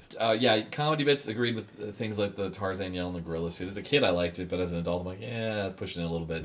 I also remember the alligator sub. I love the alligator subs. I like that. Yeah, I like that's the great. Alligator sub too. I love good mini mission. Yeah. yeah. Probably the Going best in, animation pre-title. Yeah. Nothing to do with the rest of the film. It's just, Fill her up, please. You know, I just Yeah. love it. It's good stuff. I like your point, John, about the whole turnabout. Starts with this whole thing with the clown suit, but then he's in the suit later. I'm like, God, wow, that is really good symmetry. You're right. That's I never thought about that. So I basically summed up saying very solid, entertaining, but maybe not in my top 10. And now I'm like, maybe I should kick this up at least 1 or 2 spots again. Okay. I moved it up by a lot. By a lot. It Yeah, was, I'm going to rethink this when we get to the other one. All right. There's a moment in this that I think he's really good in is when VJ Roger Moore, when VJ dies. It's not an overly sentimental scene. It's actually quite short, but it's a nice moment that he kind of gives respect to this guy who just died and really been doing a lot. You're sad to see him die. Yeah. You don't want him to die because he's a good character. He's charming. You like him. I think that's a really nice sequence in it because he gets killed brutally. Yeah. I mean, you don't see it. It raises kind of the Raises stakes the of the stakes, menace of the new bad guys. And that also ends the India sequence. It ends on this down note of we lost sort of the soul of India who greeted Bond. Okay. And he goes, and then we're in Berlin. It's beautifully crafted. His voice goes down. He says, "I'm going to go to wherever he's going." No more troubles or no more worries. Yeah, and he's not happy. He's really feeling it. I like that. I like that a lot. I mean, it's sad. Another little beat that I really adore in this movie is what's the general's name? Where Orlov. Orlov, where he's talked down by Gogol. Yeah. Like gives him a talking down, and he just sits like an 8-year-old. He crosses his arms and goes, and I love that. I love how he's like an 8-year-old out of control. Like a Ken Adams. Yeah. Just for All right. a conversation scene, we're gonna have this beautiful Ken Adams. All right. He's so over the top, and it's great. The West is decadent. Yes. I love all that. Yeah. I think that's funny. Shows how He's Putin. Yeah, he is Putin. He is. Wow, cool. Wow, I love that. And gadget-wise, I love the acid pen. Yeah. Yeah. That's cool. Yeah, like good stuff. All right, well, maybe Octopussy is that's going to be our Never Say Never Again this time around, where we kind of look at it like, hey, maybe it's pretty good. Yeah. All right, well, let's move on to... Thank you. Yeah, let's move on to number 13. Number 13 is the Okay. Living Daylights. All right. Okay. John, you are first. Living Daylights. 18 for me. I like the Living Daylights. I like Dalton, but it's just a not very gripping, compelling movie. I find the plot confusing. I like the Vienna stuff, but no. To me, it's sort of a Bond movie without tension. Okay. But I enjoy Dalton. Interesting. Athena, what do you think of Mr. Krabby Pants? Mr. Krabby Pants, Living Daylights. I have it number 18. A little higher than before. I agree with everything that John said. It's just sort of like, there you go, there's a movie. Man. The chase in the cello container is fun and silly, and I enjoy that. Car chase on ice. I like the gadgets in the Aston Martin for that, but it's Weak villain. Weak 80s villain. TV movie. Yes. And always weak in Two movie. weak villains, Two weak, really. yeah. But yeah, 80s TV movie. I don't know. Well, for some reason, unlike License to Kill, though, it looks beautiful. It's a Bond movie. Yeah, in yeah. its look and its scope. So I still feel like I'm in the world of Bond. It's just a little lesser But adventure of James I think Bond. the adventure and plot, it just feels a little bland. Yeah, I put this at number 9. When I was younger, this was my favorite for a long time. Dalton, it's all about Dalton. He puts the charisma and the acting back on the center stage. He's finally putting this tiresome slapstick to rest. There's, it's not really there anymore, finally. It's a welcome return to actual romance and this Cold War spy thriller feel. These daring action sequences and stunts, particularly the cargo plane fight, which is done for real, and damn, it looks every bit as dangerous as it really was. These inventive gadgets, including the return of Aston Martin, which is a big deal. We hadn't seen Aston Martin since the 60s, and now finally it was here. It has a little cameo in Diamonds Are Forever if you squint your eyes and look at the background, but still. I love the 80s synth score. This is John Barry's last. But it's 80s, but it still sounds kind of fresh and invigorating. The whole movie just feels fresh and invigorating. When you watch it in order during a marathon, you could just tell it was them breaking free of these kind of Roger Moore silliness, and now it's like, boom, now we got Dalton. However, 2 weak villains instead of one strong one, and horrible, indecipherable plot that doesn't really, who cares? And the Mujahideen, who later become Al-Qaeda, they're hilariously heroic looking in this movie. This film starts the questionable practice of an original love ballad piece of music to end the film.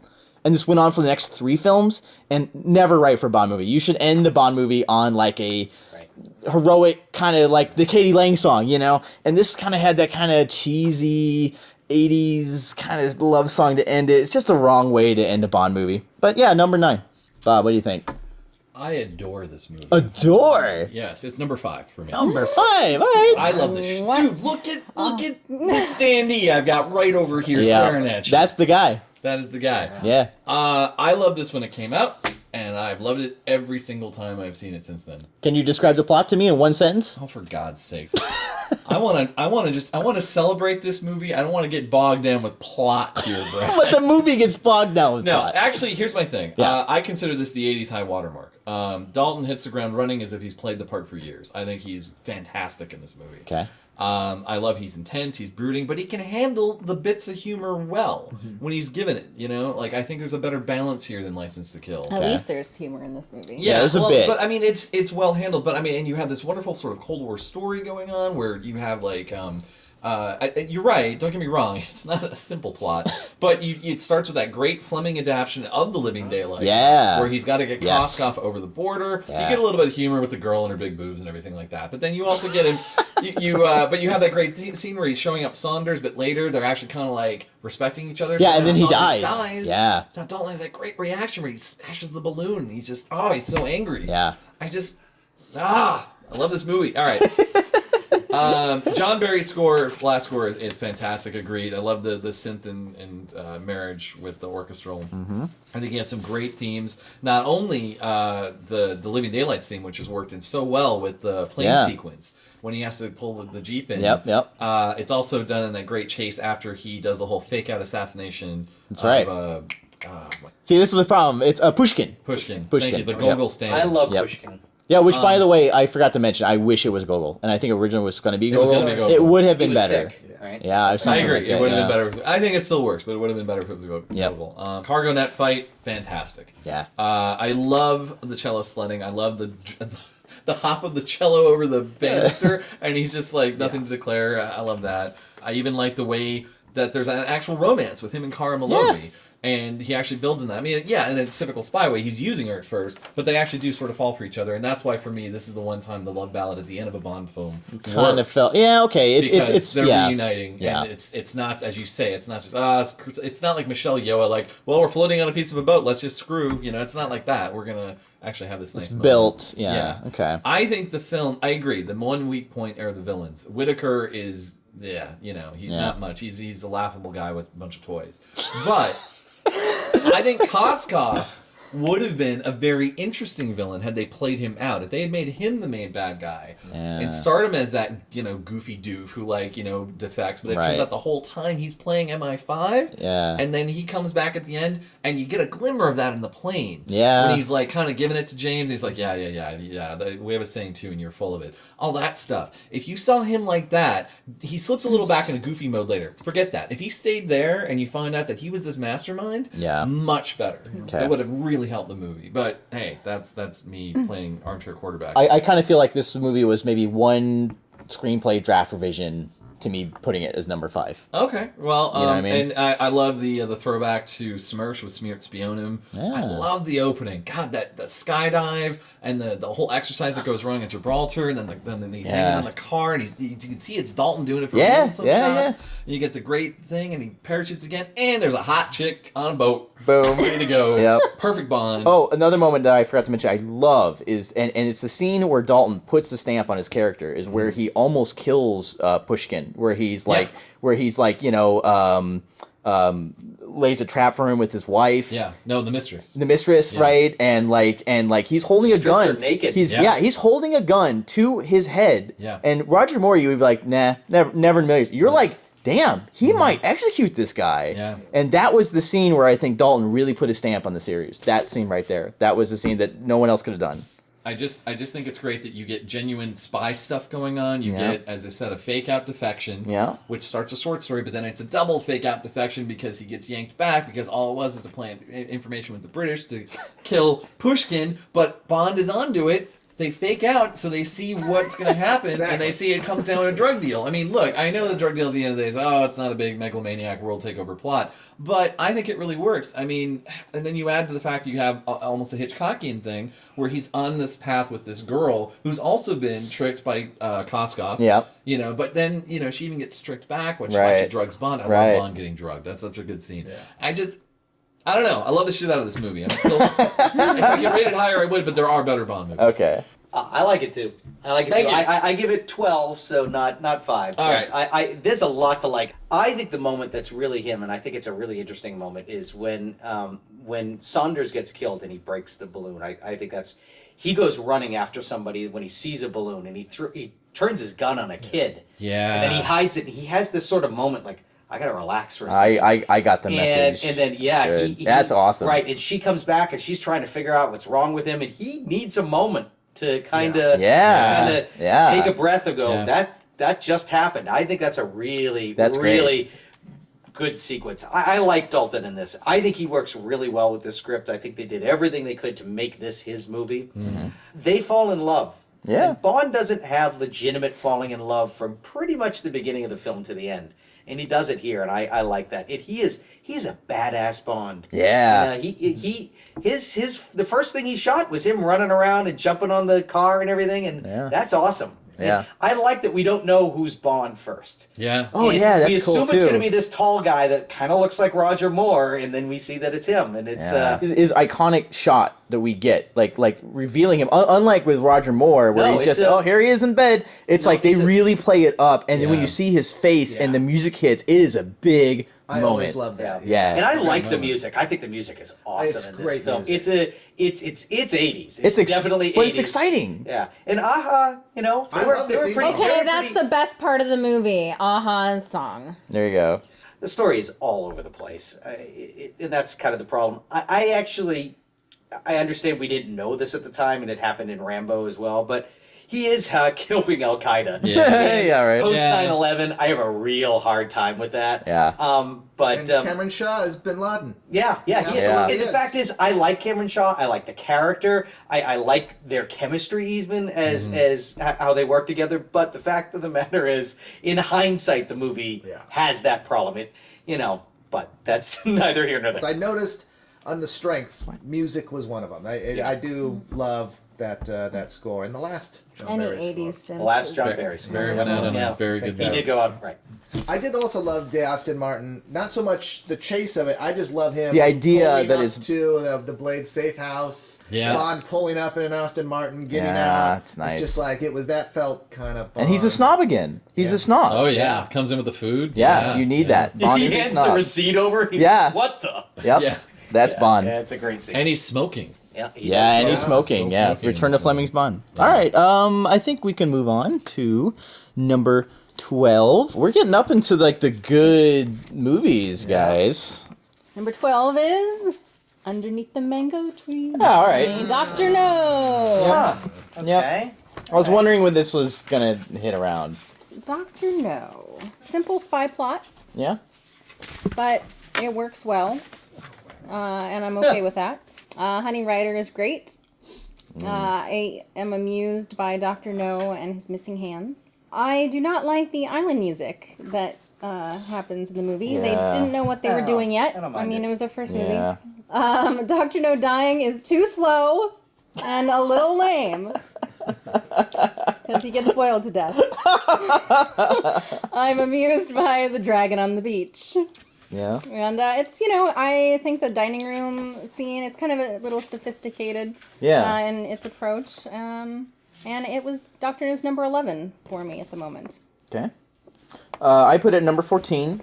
I think this is a very good proto James Bond movie. I don't think it's quite exactly everything that I want from a James Bond movie yet. However, there are 3 key scenes which are perfect. Bond's introduction to the casino, perfect. Bond shooting the professor, perfect, and Honey Rider's entrance, perfect. It's all setting a good, solid template for the series to start with the plot and the villain, and it's kind of a rough draft. It's a slog watching Bond go through detective work in the first half. It's like an old-fashioned kind of editing style where we have to see exactly how Bond gets directions to a place and how he gets there, and he has to walk in the door, and he has to take the car, and he gets to the place. It's so boring. You want to trim it up. The music too, very old-fashioned music. John Barry wasn't on board yet. Beyond, look, the main title theme was great. The James Bond theme, awesome. But the score by Monty Norman is very shrill and it's just not pleasant or interesting to listen to. It just kind of lacks the scale and the action and the inventiveness of the later films. But I have to give it props. This could have been a disaster, and the series could have been a disaster. It at least put Bond series on like a solid foot to move forward. So I appreciate it. Number 14, but I might knock it down. I might put Octopussy above it. Don't be afraid. People feel like they have to worship Dr. No. It's fine to say no. Yeah, it's kind of how I feel. And conversely, I think people are afraid to say they like Octopussy. Exactly. It's there's no reason to be afraid. I think in general, Bond fans consider it to be lower to mid. That seems to be my read of where most people put it. Yeah. But, Bob, I'm on the same possible switcheroo boat with you there. Yeah. Dr. No's number 8 for me. Okay.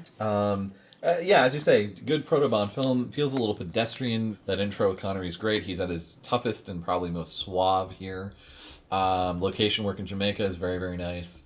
Don't care for Monty Norman's score. Oh my gosh, his other proto-Bond theme on the soundtrack is really like, whatever. Ken Adams' early sets are already really awesome. Love the tarantula scene. That's full of great tension and freaked the hell out of me as a kid. I love Bond being on his wits here because he doesn't quite have the gadgets yet. I love the hair on the door, the talcum powder in the briefcase. Yeah. When he has to go through the tunnels and he has to rip his clothes to he has to MacGyver his way through stuff. Through this thing. Yeah, so I really like that. I like Dr. No's lair, especially the creepy women who like give them, the drugged coffee and stuff and the... You know what I mean? It's such an interesting proto-villain layer. So all that stuff's really neat. And you do get... a thing you do get with later villains where henchmen won't rat on them and will kill themselves rather than rat on this big bad that you don't meet. Yeah. Heck, you even got that in World Is Not Enough with the girl blowing up the hot air balloon because she doesn't want to talk. Yeah. So that sets up a precedent. I think Joseph Wiseman is a fantastic villain. I'm just going to note that this was actually the second Bond film I ever watched. Because I was watching For Your Eyes Only on like a constant loop, and then our TV station showed Dr. No, and my dad was like, hey, it's the first Bond film. And he neglected to tell me that Sean Connery was Bond. So when he described the plot to me about a guy with metal hands fighting Bond over an acid pit... You were imagining Roger Moore. I'm imagining Roger Moore. So then when I get Sean Connery, I was bitterly disappointed. Wow. One of the few James Bond fans bitterly disappointed to see Sean Connery and Dr. No. Yeah, so that's what it took. Goldfinger to turn me around on him. Gotcha. So I've come to terms with Dr. No in that sense. But yes, as a kid, not happy. Gotcha. Yes. All right. Ryan. I like it. I put it as 8 as well. I think it's a gorgeous looking film. I love the Jamaica stuff. I think, as you said, Ursula Andress coming out of the water. Oh, yeah. I mean, she is absolutely stunning. She's absolutely... I love her. I love her character. I love her. When she's explaining, as he's cleaning his gun, she's explaining her father and how she killed this guy. Yeah. And I love all of that. And Bond is even kind of like whoa. But it is. And I like that. I find all of that, like, little backstory scene great. I really like Felix Leiter. I think Quarrel's really good, too. Yeah. Bond telling him to fetch his shoes, I have a little bit of an issue with, because that's sort of a black guy fetch my shoes thing, so I have a problem with that. But, product of You're sad when he dies. Oh, you are? You're definitely sad, because they really worked together. There's also the sequence when he stabs the guy in the back when they're in the water. And she interestedly says, why? Having killed a guy earlier, talking about killing a guy earlier, and he says, because I had to. Yeah. And that feels Bond to me. That feels spy-esque. Yep. There's a moment when he's been going through all of this, and he's gone through the tunnel towards the end, and he comes out of it. And you look at Connery, and he looks beat up. Yeah. He looks... Because they had just beat the crap out of him in that chair. That's right. And you don't really see that, but that's basically a torture sequence. Yeah, okay. I think all of that really works. Yeah. He really does, I think, hit it out of the park. I think this is a strong first film for him. Oh, yeah. I mean, Terrence Young, I'm sure, did a lot to get him here, but his magnetism is really from the outset. Yeah. Is right. And it could have been on. so wrong. very easily. There You was really no you think template. of other people that they were thinking of. Yeah. I don't think anyone could have done it as good as him. Nope. He is that.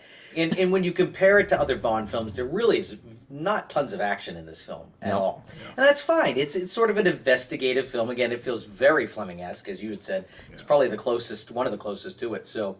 And I love Joseph Wiseman. Him being Asian as well is a little weird, but his performance is outstanding. And the dialogue at the dinner sequence is so crisp. I prefer the 53 myself. All of that really tight stuff. I like the interplay between them. I like dinner sequences between characters. I like it with Kamal Khan. Well, I like it with Scaramanga. I like those moments. Because it's Bond. That is a Bond sequence. You don't see that in the Bourne movies. You don't like that politeness between the villain and Bond is. He grabs a knife and Dr. No knows he's got the knife, tells him to put it back. That stuff is I think that's really, really tight screenwriting. Yeah. Right? That's the thing about the script. I think it's a very, very, very tight script.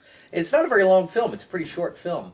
So it's one I think that considering it's the first one, I think it's a strong outing. Cool. So, that's me.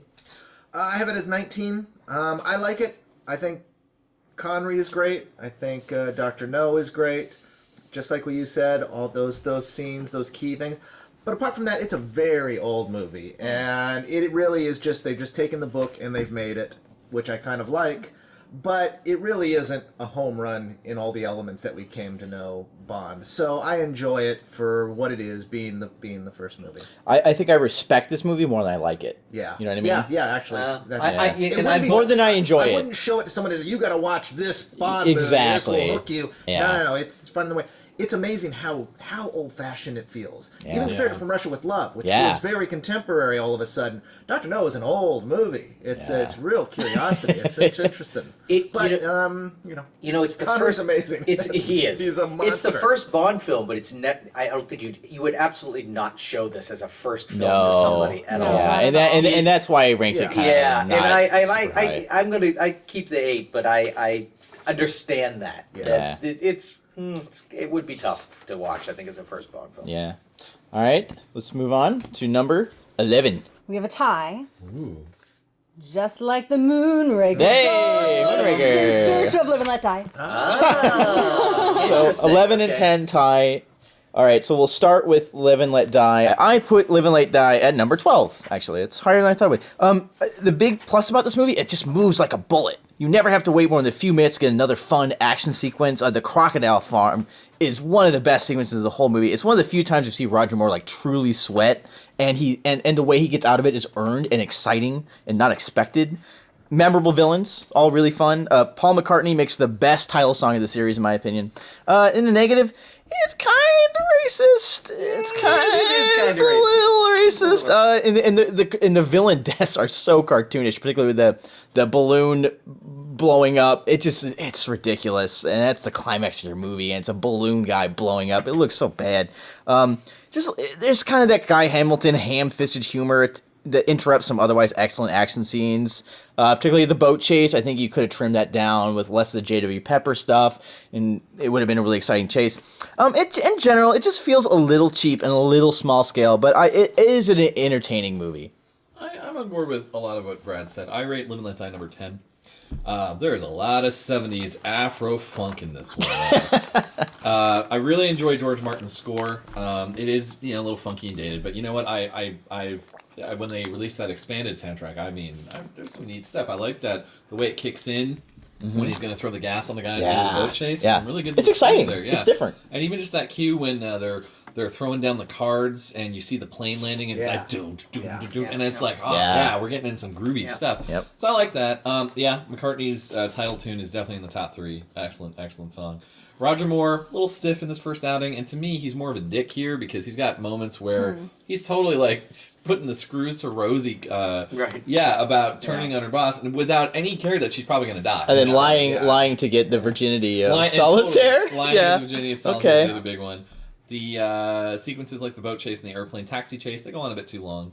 I love the ending. I'm going to tell you why. Okay. Because you have a shark pool fight, and that's kick ass. It should be kick-ass, but it's kind of boring I love it. and small. And also, it has probably one of my other favorite gadgets of the series, the magnet buzzsaw watch. Oh, I hate that, though. I hate how it just comes out. You're like, how is he going to get out of this? And he just presses a button. It's a gadget that was not set up in the beginning. Okay, we don't know it exists. Fair enough. And he just presses a button and he gets out. And that's how he gets out. He doesn't use his wits, and the gadget wasn't planted in the audience's mind. What I love about the crocodile thing is that he uses the watch, and you're like, oh, and then the watch doesn't work. Yeah. That's what I love. Yeah. No.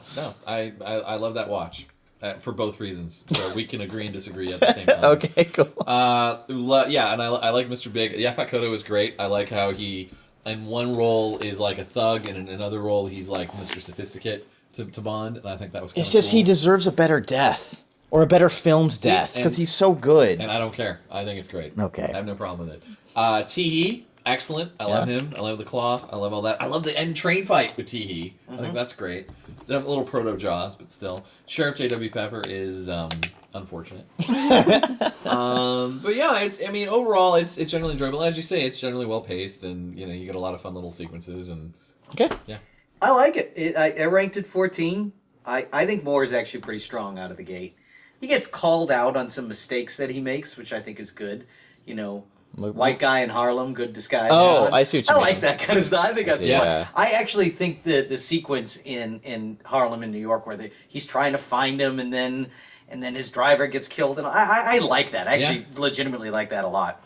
I think it's got a good supporting cast. I think Felix is. I would have liked more of Felix, but again, as we were talking about in License to Kill, I think he's fine in this. I think it's.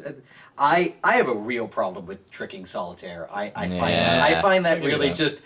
It's one she of had Bond's all of biggest these powers, and he lies to her, and she kind of handles it okay, actually, in terms of what he's done. Mm-hmm. She's sad about losing the powers, but not so sad that he did it to her. Right. And I have a problem with that, I guess, too. But I think it's a fun film. It's blaxploitation, and there is some racism. I think that just was part of that time, and that's a shame that is. But Coral Jr., I think that was nice. I think it was a nice little connection back to very similar to film. Dr. No. So one of my biggest things is I think it's a really boring opening sequence. I don't think the movie opens strong at all. The pre-titles is boring. But I like them coming to Bond's house. I like that a lot. I would have liked to have seen Q, but and then he's got this woman he's been fooling around with, and he gets the watch and takes her dress off. All of that I like. He's Bond very quickly in the movie, and I think that's good. So yeah, 14. I like living like that. One thing I have to mention I really like in this movie is the voodoo cult and the interesting flavor it gives this movie, and not only that, but how they treat it. Where it's like, is it magic? Is it not magic? Yeah. It actually does a pretty good line It treats about it pretty fairly. Yeah, pretty fairly. Yeah. Where you could read it either way, which is really tough to do in a movie. And I like that. And Bond believes that it works, right? I mean, I think he don't- does. I think he tricks her because he. Well, okay. I don't think he I does. think he doesn't believe that she's really going to lose any powers. Yeah. clearly. Yeah. He just. I But don't but think he's he believes in So you the think occult. he's less of a dick then, really? well, but he's still taking. I don't her- think he should have been tricky to take her virginity, and it's weird because it's like, well, the bad guy wants to do that basically. Yeah. And so it's like, I what is wanna this be the movie one. about? Like, who's gonna take her virginity? Kind of. And that's a negative, but I will say all of that, I guess, when it comes around. 10. I enjoy it for all the reasons that have been mentioned. Music's great. I think Moore is terrific. I think he's better in this than he was in Man with Golden Gun. Actually, Yeah. in the second Yeah, movie, yeah. right out of the gate, he makes Bond his own. It's a very different Bond movie. It's actually kind of a bold reinvention. We're used to reboots now. Yeah. This one, it really is. You don't see him in a tuxedo. He doesn't order a vodka martini. He doesn't do a lot of iconic No John stuff. Barry No John Barry. for the first time since Dr. No. Yeah. And I think Jane Seymour is dynamite. She's just Stunning, and I too. love Bond movies that are strongly themed. I love Bond movies where he really enters into the special world of the villain, and this is one of the best movies of that. It's the world of voodoo permeates. Yeah. And that's why I kind of like the beginning. You start in this strange world of strange funerals and murdering people and voodoo stuff. It's this exotic world, and Bond, as he flies there, they're already predicting he's coming.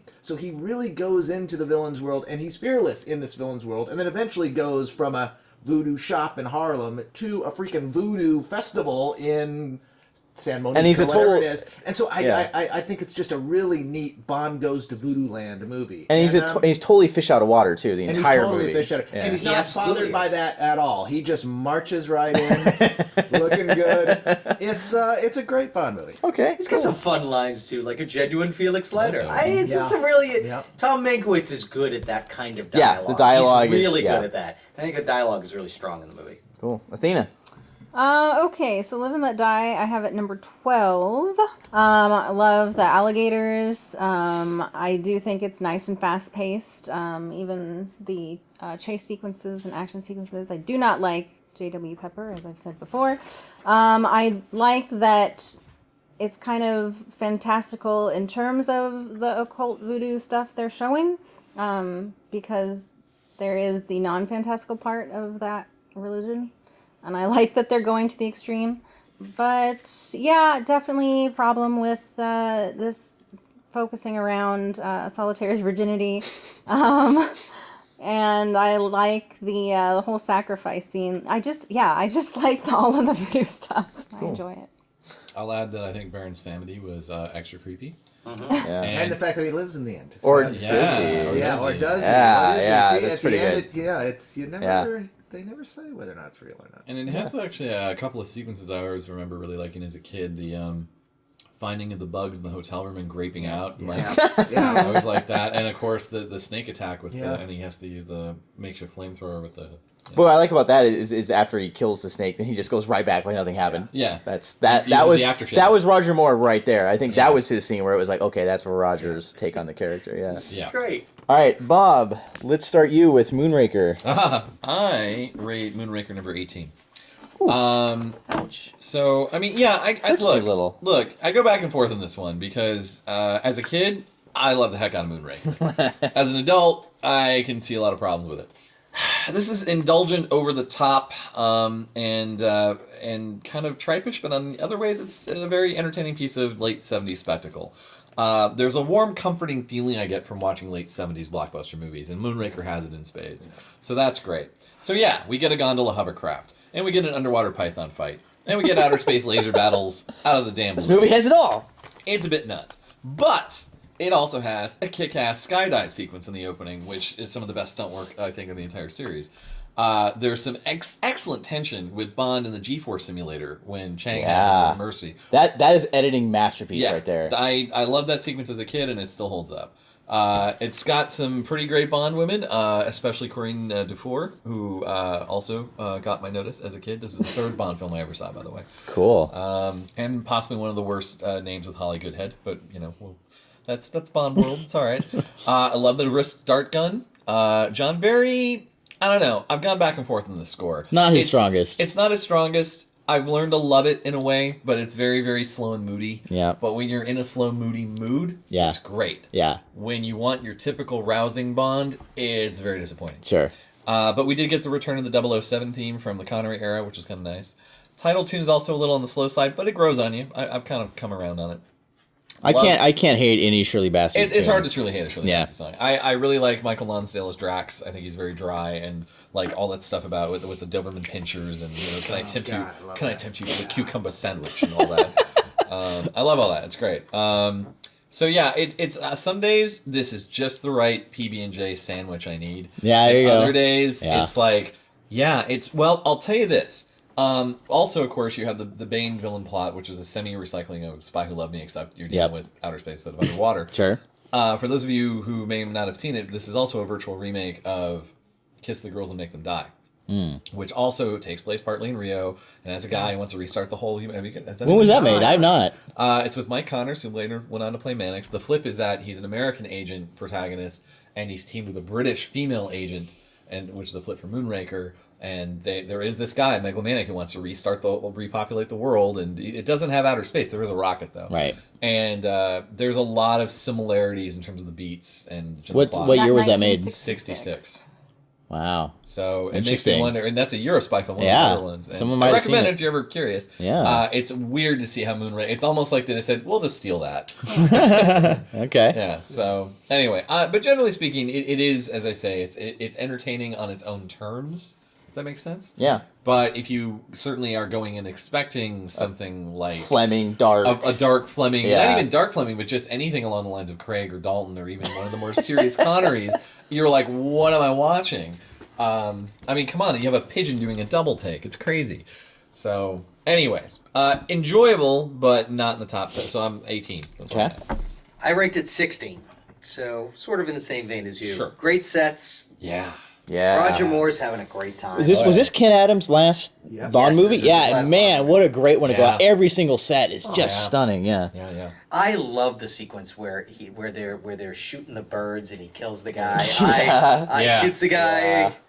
Yeah. You missed Mr. Bond, and I think every scene that Drax and he have together are wonderful. Yeah. Yep. Corinne Dufour, I love. I think her death sequence is Man, tragic. scary. It's, The dog? It's scary. It's one of the best Yeah, ones. it's really strong. There are just silly things. Why would a space shuttle have its fuel on it when it's on top of a plane? I mean, that doesn't seem to make much sense. The movie's overly silly where it doesn't have to be. The gondola thing, I'm back and forth on this. I find it a very silly sequence, but I kind of think it's fun. It's just and again, this movie is so picturesque. They go everywhere. Yeah. And it's really a gorgeous. I think it's scope an of this the scope of movie the film. is It is probably the most scope that they've done Yes. in a film. Yeah. Jaws is useless. I mean, he's replacing another villain, and I don't need that. The outer space stuff. I mean, the movie's a product of its time, right? So it's quite amazing. The what they were able to accomplish is really pretty cutting edge. And if you watch it now, you kind of go, well, this isn't that bad. This wouldn't be terribly dissimilar to what you do right now, honestly. The space effects that they did for the early Bond movies always look pretty lackluster to me. But this is the first time that it seems believable. It seems, pretty good. But they used a completely different way to shoot it than they did the old ones. But I think it's a better for it. I think it holds up pretty well. I love the score. I actually love the score. Yeah. I like how it works. I'm not a big fan of the song, but I think the score is beautiful, actually. Yeah. Number 6 for me. Wow, there we go. I love Moonraker. I'll start by there are times when it gets silly. It's too bad. But overall, I think it's a fantastic Bond movie. I think it is a pinnacle Bond movie, and there have only been a couple of those. It is Cubby Broccoli saying, I'm going to give you everything I can. Ken Adam, give me every beautiful set. There's just in tremendous things. John Barry, pour it on. We're going to go to Rio. If Bond is going to fly in an airplane, no, he's going to fly in a Concorde. Yeah. The scale of the movie is wonderful. But also, sit down and watch Moonraker. It flows beautifully. It has one of the best flowing stories that actually makes sense. Bond follows a manufacturing, trail. Yeah. I think that is just terrific. It also varies the stuff. The death of Corinne Dufour, the dogs, that's one of the creepiest things in all of Bond. Any of the Bond Yeah. films, And for it to be kind of mixed in with sort of the lightness of Moonraker, it keeps coming back to this is light, but also this guy is extremely dangerous. Great villain. I just think it's a fantastic, fantastic Bond movie that I never get tired of. And back in the day, I used to think, you sort of lose it when you go in space, and you do. But it still sort of works for me now. Now it's like, well, space shuttle, sure. Right. And a space station, not completely far out. So the ending holds up. How even did he a little build bit it, better. though? Did he have the jamming Yeah, sequence up no there the kidding. whole time when he was building it? I know. Well, he's got all the money in the world. He's also just one of these great, so outrageous, almost like Goldfinger, a man who's so outrageously rich, he can just make the world his own, and eventually he's I'm going to literally remake the whole world my own. I think it's just that. This is what a Bond movie is. It's Moonraker. Okay. All right. It's Moonraker. Boom. Plants the flag in the sand. I like Man, that. mic I know drop. that. Good. That's great defense. So, Moonraker is number 7 for me. Wow. I was going to say, when you guys started with the lower ones, I'm like, man, how did it get so high? Okay, now we know. They're bouncing all over the planet, outside of the planet. That's great. The skydive and G-force sequence are great. The gondola on the street, I find that silly, even though the Q-boat in World is not enough. I don't find silly. But it's got the little rug under it. It's just dumb. It looks silly, Bob. It looks silly. I got nothing. The Q-boat looks cool. Yeah, whatever. Keep talking. Okay, so as far as Drax goes, it's like I love that he's over the top in terms of his diabolical plan. It's like distinguished yet creepy because he'll kill someone with dogs, and that is a very freaky scene. I love the over the top sets. It's just the over-the-top aspect of this movie that is wonderful. Death by Python, the Drax girls. There's just so much in this that is wonderful because it is so fantastical. Yeah. Yeah. I mean, Lasers. Yeah. To me, I put this at number 11. I might actually bump it up one more. To me, I think this movie for a long time had a bad rap. But in the same way that I think the Adam West Batman and its ridiculousness has a place in the Batman canon, I think it's totally fine to have a Moonraker that's, you know, the ridiculous Bond movie. I think there's nothing wrong with having that different flavor. You know, like, I'm glad that all the Bond movies aren't the same flavor. I like that there's Adam West Batman and Christian Bale Batman. I like that there's Daniel Craig James Bond and Moonraker. Moonraker is just, it's pure fantasy, escapist fun. But one scene I love that hasn't been mentioned is the Glass Museum fight. Just just awesome use of sound design. Every line that Drax utters is just pure gold. He's the opposite of Elliot Carver, right, who just speaks and speaks blah blah blah just all the time. He only has like maybe 12 lines in the whole movie, but every single one is gold. Like, you know, look after Mr. Bond, see that some harm comes to him. You know, it's great. And that moment where he actually does break at the end because he's so dry and so controlled, but at the end where he's like, you know, Jaws, expel him, is awesome. I love that in the negative, a lot of humor works, but man, there's a lot of slapstick that just falls flat. Like, Jaws is kind of like Wile E. Coyote in this one. It's just kind of ridiculous. Miss Goodhead, I'm so sorry for his expression, guys, but she's a little wooden. She's kind of stiff. Wow. I can't argue with that, but boy, I sure liked looking at her when I was growing up. Fair enough. Cool. So, but I'm sort of looking at my number 10 pick, and I actually think that I might move this one ahead just because we're never, ever, ever going to see a movie like this ever again. No. This is a product of its time. Yeah, you're right. And it's all the better for it. It was the perfect time to do it. And it was Cubby pulling out all the stops. All the stops. And you know what? It worked. It's entertaining. It was a huge success, and people loved it. People loved it. Yeah, I knew it was Bond a in good space. You know, and Moonraker has, you know, something that you don't see. I don't think we've seen in any Bond movie, and it's the most realistic thing. At one point, Bond, after discovering nerve agents, simply calls it in and says, "Okay, I found like the it. shit. Let's, you know." He presses the panic button. Right. As a spy, that's what you would do at that point, right? You know what? And everyone shows up and they cordon off, and he's with his boss, and they all go in gas masks, and he gets humiliated. And he gets humiliated. Awesome. Yeah. That is great, and that's in Moonraker. You know, and that is a key beat that should be in you would think in any spy movie. At some point, you say, "Okay, I'm calling investigating myself. My job is to call the Marines." Yeah. And that's there's a moment of going rogue, but he doesn't. If you really think about it, M kind of says, "Go off and go do it." Yeah, and that's it's great. I love that because he really doesn't go rogue. And no slip ups, 007, or both in trouble. Yeah. Oh, I like that line. I like is that. Almost the whole line that they've been playing with Judi Dench's through. You know, she's in jeopardy too. You just do it with one line from Bernard Lee. It's his great. His last line in the whole series. Well, actually, it is. No, he has a little line at the end. Right. Yeah. I might move this up. I don't know where I can move it, but yeah. We're in the top 10. Well, now we're at number 9, right? Number 9. Ooh, in the top 10. You only live twice. Wow. That high. Well, I had You Only Live Twice as 10. I think it's a great opening sequence. You kill Bond right away. I love the song in this. I think it's one of the best. If Very not pretty. The best. I think the opening, the title sequence is gorgeous. I think it's absolutely gorgeous. The sumo wrestler fight that he has at night with the guy, I think that where he picks up a sofa to hit the guy, I think all of that is awesome. I think some of the fights, the fight on the top of the Kobe docks is one of the best shot fights in any Bond film. All of that is terrific. I think the cinematography is gorgeous in this movie. I love Little Nelly. Sean Connery turning, Japanese is super duper weird. Yeah. And forgotten about. Yeah, it's odd. He then has his hair back, and then later on in the movie, we don't know how he got that. I think Aki is gorgeous. I think she's wonderful. I wish she hadn't been killed because Kissy Suzuki, I find she ends up kind of becoming the heroine, and I find her useless. The movie's got a lot of gadgets, and it's a bit of a silly film when it's all said and done. But I like it. He never leaves Japan. I think that's really interesting. It's kind of a dark movie. It really is sort of like Bond's in hell, and he has to get out the whole time. So.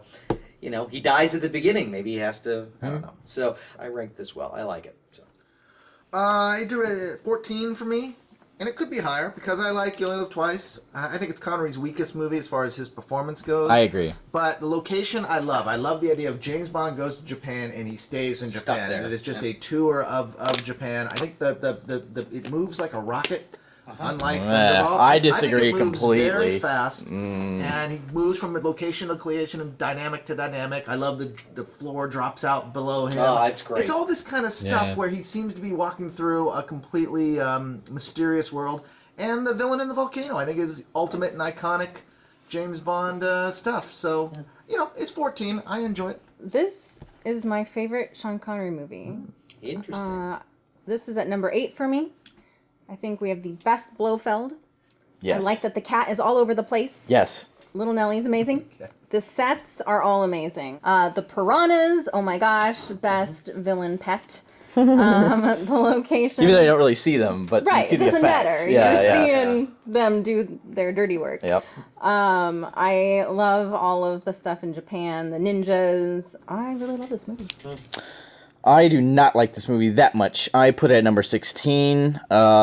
It's kind of like the volcano. It's very impressive on the outside, but it's hollow inside. It's all about the man's production design. Best Blofeld by far, and having it lead up is great. He's just so iconic and creepy. That's what Christoph Waltz was missing. Christoph Waltz is a human. This Donald Pleasance is not a human. He's from outer space and a bad part of outer space. I love him. One of the best Barry scores, agreed. It's just a gorgeous movie, and Bond literally saves the world in this one. Not many Bond movies, Bond literally saves the world, but this is one of them. You can give that. You've got like 3 seconds left. Yeah. And it's the one moment at the very end of the movie that he looks legitimately concerned. Yeah. The rest of he's kind of like, whatever. Yeah, I do feel He like is it's very really, tense. It's a tense sequence. But the problem I have with this movie is just much more interested in set pieces and gadgetry than any semblance of human drama. The middle section with Bond, to me, I disagree completely. It just sags. What's The middle section where he has to get married and becomes Japanese. Oh, I agree with that. I always forget. I feel like God. that's more towards the end. And then once you get little Nelly back, I think it picks up again near the end. But oh my God, that whole section in the middle it's like the Ewoks in Return of the Jedi. It's like the movie just has to grind to a halt while we just get used to this culture, and it just doesn't need it. It kills it for me. Weak interchangeable Bond girls have no character at all. I cannot tell you one character difference between Kissy Suzuki and Aki. I think there's another one. They all have the same characteristics. Completely disagree. Yeah, They have no chemistry at all with Connery. No one has any chemistry with Connery. Connery's kind of just sleepwalking through the movie. I don't blame him. He's kind of over it and he's just in it for this point. It's just kind of empty. It's very pretty. Not my favorite. Number 16 for me. It's number 9 for me. I'm generally on board with most of what you other guys have said, except for Brad, I guess. Man, I'm the hater here. Look, love the score, love the title tune. Of the live action we see them Blofelds, I'll give it to Donald Pleasance. Love the look, love the volcano base. It's the little stuff I really like. I like the poison down the. The poison I down love the thread. that. I That's love amazing. that trap yeah. door when he goes and meets Tanaka, and just even the intro to Japan where you get all the neon signs and that great that's music. nice. Yeah. The music is And yeah. I love that extra bass to the Bond theme. Ding, Like when he's, ding, when he's ding. when he's sneaking Ding, in ding, ding, to do the couch fight with that guy later. Yeah. Oh. I love that. I agree. It's not perfect. That's why it's not number 1. But and I like the femme fatale, Helga Brandt. She's fun. Yeah. Boring. She's a boring version of Fiona Volpe. Yeah. I'll give you that, but I still like looking at her. So You can't take that away from you. All right. All right, number 8 is For Your Eyes Only. All right. Interesting. We're podcasting through the night. John. Yes, we are. For Your Eyes Only. People like For Your Eyes Only. It's 13 for me, and I even feel like that feels a little high.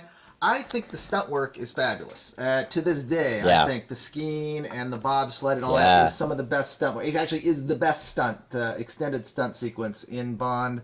I like the locations. Apart from that, I just feel like it's a lesser Bond adventure. I remember the time we used to joke that it felt more like Roger Moore doing a Saint movie. I love the mountain climbing at the end and when he falls. I mean, that's the signature moment, so that's good. But by and large, Fury only leaves me cold. Yeah. Okay. But 13. Okay. Athena. Interesting. Fury Only is number 4 for me. Boom.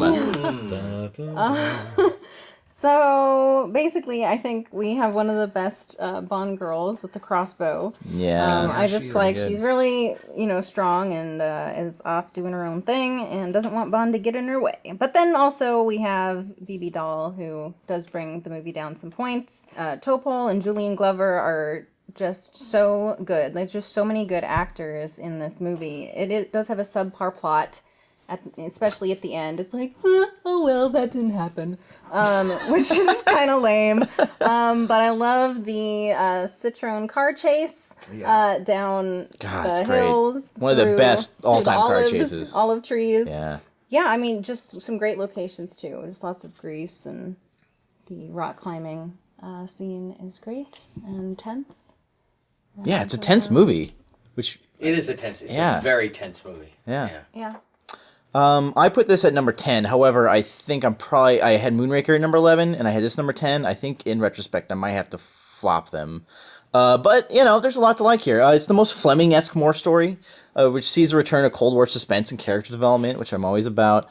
The disco soundtrack, it's not Barry, but that's totally fine because it's fun. Give me all the disco, please. Yeah, it's fun, it's energetic, it's never boring.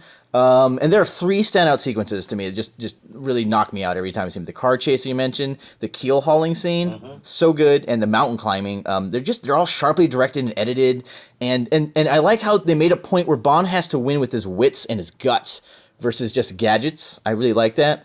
However, it just kind of feels like a rerun of previous adventures. It doesn't really give us much that's new. It's like recycled plot elements, especially from Russia with Love, with the Lecter. BB Doll, obnoxious. She's kind of out of place in an otherwise serious movie. Like, I kind of wish they would have just grabbed that tone of seriousness and just stuck with it instead of kind of... It is interesting to have a Bond girl just be, like, over the top, like, oh, James, oh, yeah. It's interesting and different, and I don't think as bad as Christmas Jones or...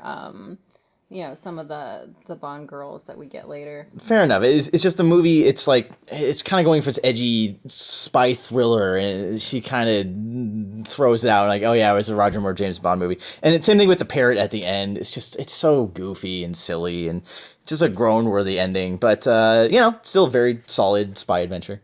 Clarification, you said mountain climb, car chase. What was the second thing? Keel hauling. What's that? Where they're with the sharks and they're being pulled behind the boat. Right. Yeah, from Live on the Tide of the Book. Yeah, okay. Yes, also can see. But originally in the Moonraker script, keel hauling. They wanted to do it for forever. Yeah. Moonraker had more in it. It's like, my gosh. Yeah. That whole sequence. How could you fit that in there? It's like, that to me is very, very scary. Yeah. And it just... it's filmed for real. It just adds to the tension and great Bond-esque nature. Oh, the Shocks have them. Big point. I love that. I also want to say, Roger Moore is starting to show his age, but he looks really good in this one. Yeah, he looks solid. He looks great. He does. Yeah. Oh, man, the sequence when they're like at dinner tables and they're like listening to each other. Yeah, that's cool. I mean, I love this movie. Lots of good spice. Go ahead, Bob. No, I look. This is my gateway drug, and I watched this film probably more than any other because I had it on tape, and I didn't have any other Bond movies for a while. So guess what? Just watch it every day. That's what I did. So I am biased, but it isn't in my top 5. Amazingly, it used to be. It might climb its way back up there. I don't know, because now we're talking about like. This is a really good one, damn it. Where'd you put it? I put it number 7. Very stripped down James Bond. Roger Moore proves he can be totally serious and pull it off. Very Fleming-esque, as you say. It's disco, but I adore the Bill Conti score. Yeah. You don't want it all the time, but right here I'm good with it. The stunt work, as you say, is fantastic. That mountain climb is great. The ski chase is great. I also, for me personally, that opening bit with the helicopter. blows me away. Really? I love that sequence to death. It's kind of meh. I'm not saying okay. I'm not necessarily saying it's better than the ski chase, but there's something about first I love the idea that we're finally closing the door on Blofeld. Yeah, I love that. And we open with the grave with Tracy. Yes. Yeah. Then we get to the helicopter, and he's gonna pilot by remote control. Great. Love the villain voice in that. Great. Yeah. He's got to climb out of the helicopter with the stuntman hanging onto that thing for real, which is pretty well cut with the close-ups of Moore. Yeah. And then he's got to still, I don't know. The only slight thing is, the whole delicatessen line makes no sense to me. But other than that, I think that opening is smash hit. I think Love that it. helicopter thing at the beginning is so cheesy. Well, for a fan of the film, I'm disappointed. That's one of my favorite parts of the movie. That's interesting. I'm like, I love that movie, I wanted but the movie to stay in that place. Oh, I love that. I love it so much. Not related. I wanted, it should have been related. Well, originally it was designed to introduce a new James Bond. That's why they have Tracy and Blofeld. Well, it's cool that Roger Moore got to do it. And I also like, next to Julian Glover, I love the athletic henchman. I love the tense bit where he's got to outrun him on the skis. Not just the main ski stuff. When he first gets him and he's sitting there and he's trying to get the gun. And he blows the ski pole away. And he's got a ski. Oh, I love that bit. And then you get the other part where the creepy dude with the octagonal glasses, Locke. Yeah. God. Oh. And he gets him with the dove and he kicks the car over. Oh, that's good stuff. That's Roger Moore delivering right there. Okay. And you get and I even like Q's antiquated identigraph scene. But I like Q's lab in that one. I like the umbrella that comes down with the spikes and all that. And Melina, fantastic Bond girl, stunningly beautiful, and actually is pretty strong and does the crossbow. I even like how they kill the black dude when he goes out the diving board and she gets him with the crossbow and they don't know anything. I'm gonna watch this thing when you guys leave. All right. Anyway. I don't have much to add. It's all been said. I ranked it 11. I like this movie. I love Columbo. I think Columbo is wonderful in this movie. I think Topol is great. Melina's gorgeous. I think she's really a good actress in the film. Like I think she's legitimately good. Yeah. I love the theme song. I think the Furious Only song is outstanding. I actually think the sequence where they're getting the ATAC, where Bond says don't talk and he talks the entire time. Which is ridiculous. Yeah, but I like all your air. I like, he literally says to her, "Shut up, woman," and then he decides to just tell us things that we don't need to know. Yeah. But with that said, I like that sequence. I like the bad guy. We have no idea who he is coming after him. I think it is a fast sequence. So it's an underwater sequence that actually doesn't last that long. Yep. True. And when he kicks when he says, "You left this with Ferrara," and he kicks it over, God, yeah. I think that's strong stuff. Yeah. I think if Fleming were watching that, he would have been, that's my Bond. Yeah. So I like 11. Cool. Yeah. What is number 7? 7. Dina, you will start this one. 007. Number 7. Mm-hmm. GoldenEye. Oh. All right. Well, his weakness. All right. Lace and leather. I love this movie. Rank 2nd. Ooh. GoldenEye is number 2. Man, she's going from hero to zero in my head. Wow. The score is lacking, of course. I do love that we have 006 and 007 teaming up. Yeah. Yes, it's unusual for Bond to be teaming up with somebody, and I think that's what makes this movie pretty unique. Q Branch in this movie is extremely funny. Yeah. And the interaction between Q and Bond is perfect. Yeah. Natalia and Boris, their competition with each other is very amusing to me. Mm-hmm. Yeah. I think that Bond is, a little cocky, he's sexy, and it being Brosnan's first, I think he just does it so well. Like, it's what I want to see in a Bond film. Yeah. I give this number 3. In my personal favorites, it's probably number 2. I give it number 3 for this. For me, it's a story that never flags. It sets up one of the best villains of the series. He's smart. He's capable. He knows Bond's tricks. He knows about Bond's gadgets. He knows how to deactivate them. He can go mano a mano, toe to toe. Even the minor characters in this movie are memorable. Boris, Arumov, M, Zukovsky, all of them have very little screen time. but man, did they make an impact. It's like the opposite of Thunderball, where there's all these characters and like, who are they? What do they do? Man, everyone here. And I love how they even go to the pains to show you how the villains feel about each other. Like when Onatop just mows down people, we pan over and see Arumov just looking like, who the hell am I with here? Those little moments. Or when Natalia smacks Boris, and then we cut over to 006 and he's just kind of smirking. Those little beats, they add a lot of character and flavor to the movie. It just makes them feel very vibrant. This film brings back 3 things that were really missing from the Dalton films. Sexiness, humor, and gorgeous cinematography. This movie is really well shot. Like, if you watch it again, you really look at it, I think it's in my opinion, to my eye, it's the second best looking movie after maybe Skyfall. Pierce Brosnan, man, right off the bat, he was born to play this role, man. He has an intensity in this movie that's just missing from his later films. I really like. Welcome return of the Aston Martin DB5, which we hadn't seen in 30 years before this point. Weak points. Yeah, weak score. It's admittedly lame how the BMW Z3 gadgets, they're set up and then never paid off. It's such a cocktease of a car. Although it's a very pretty car. But we get an awesome tank chase. Yeah, the tank chase is great. Super confusing. This beginning subplot with 006 and how he's turned and his mock death, it's never really explained, and I have a lot of questions for that, but I kind of brush it under the rug because I love this movie so much. However, I have a feeling Bob's not going to do the same. Bob, what do you think? You're why it's 7. You're damn right. Okay, where'd you put it? Number 21.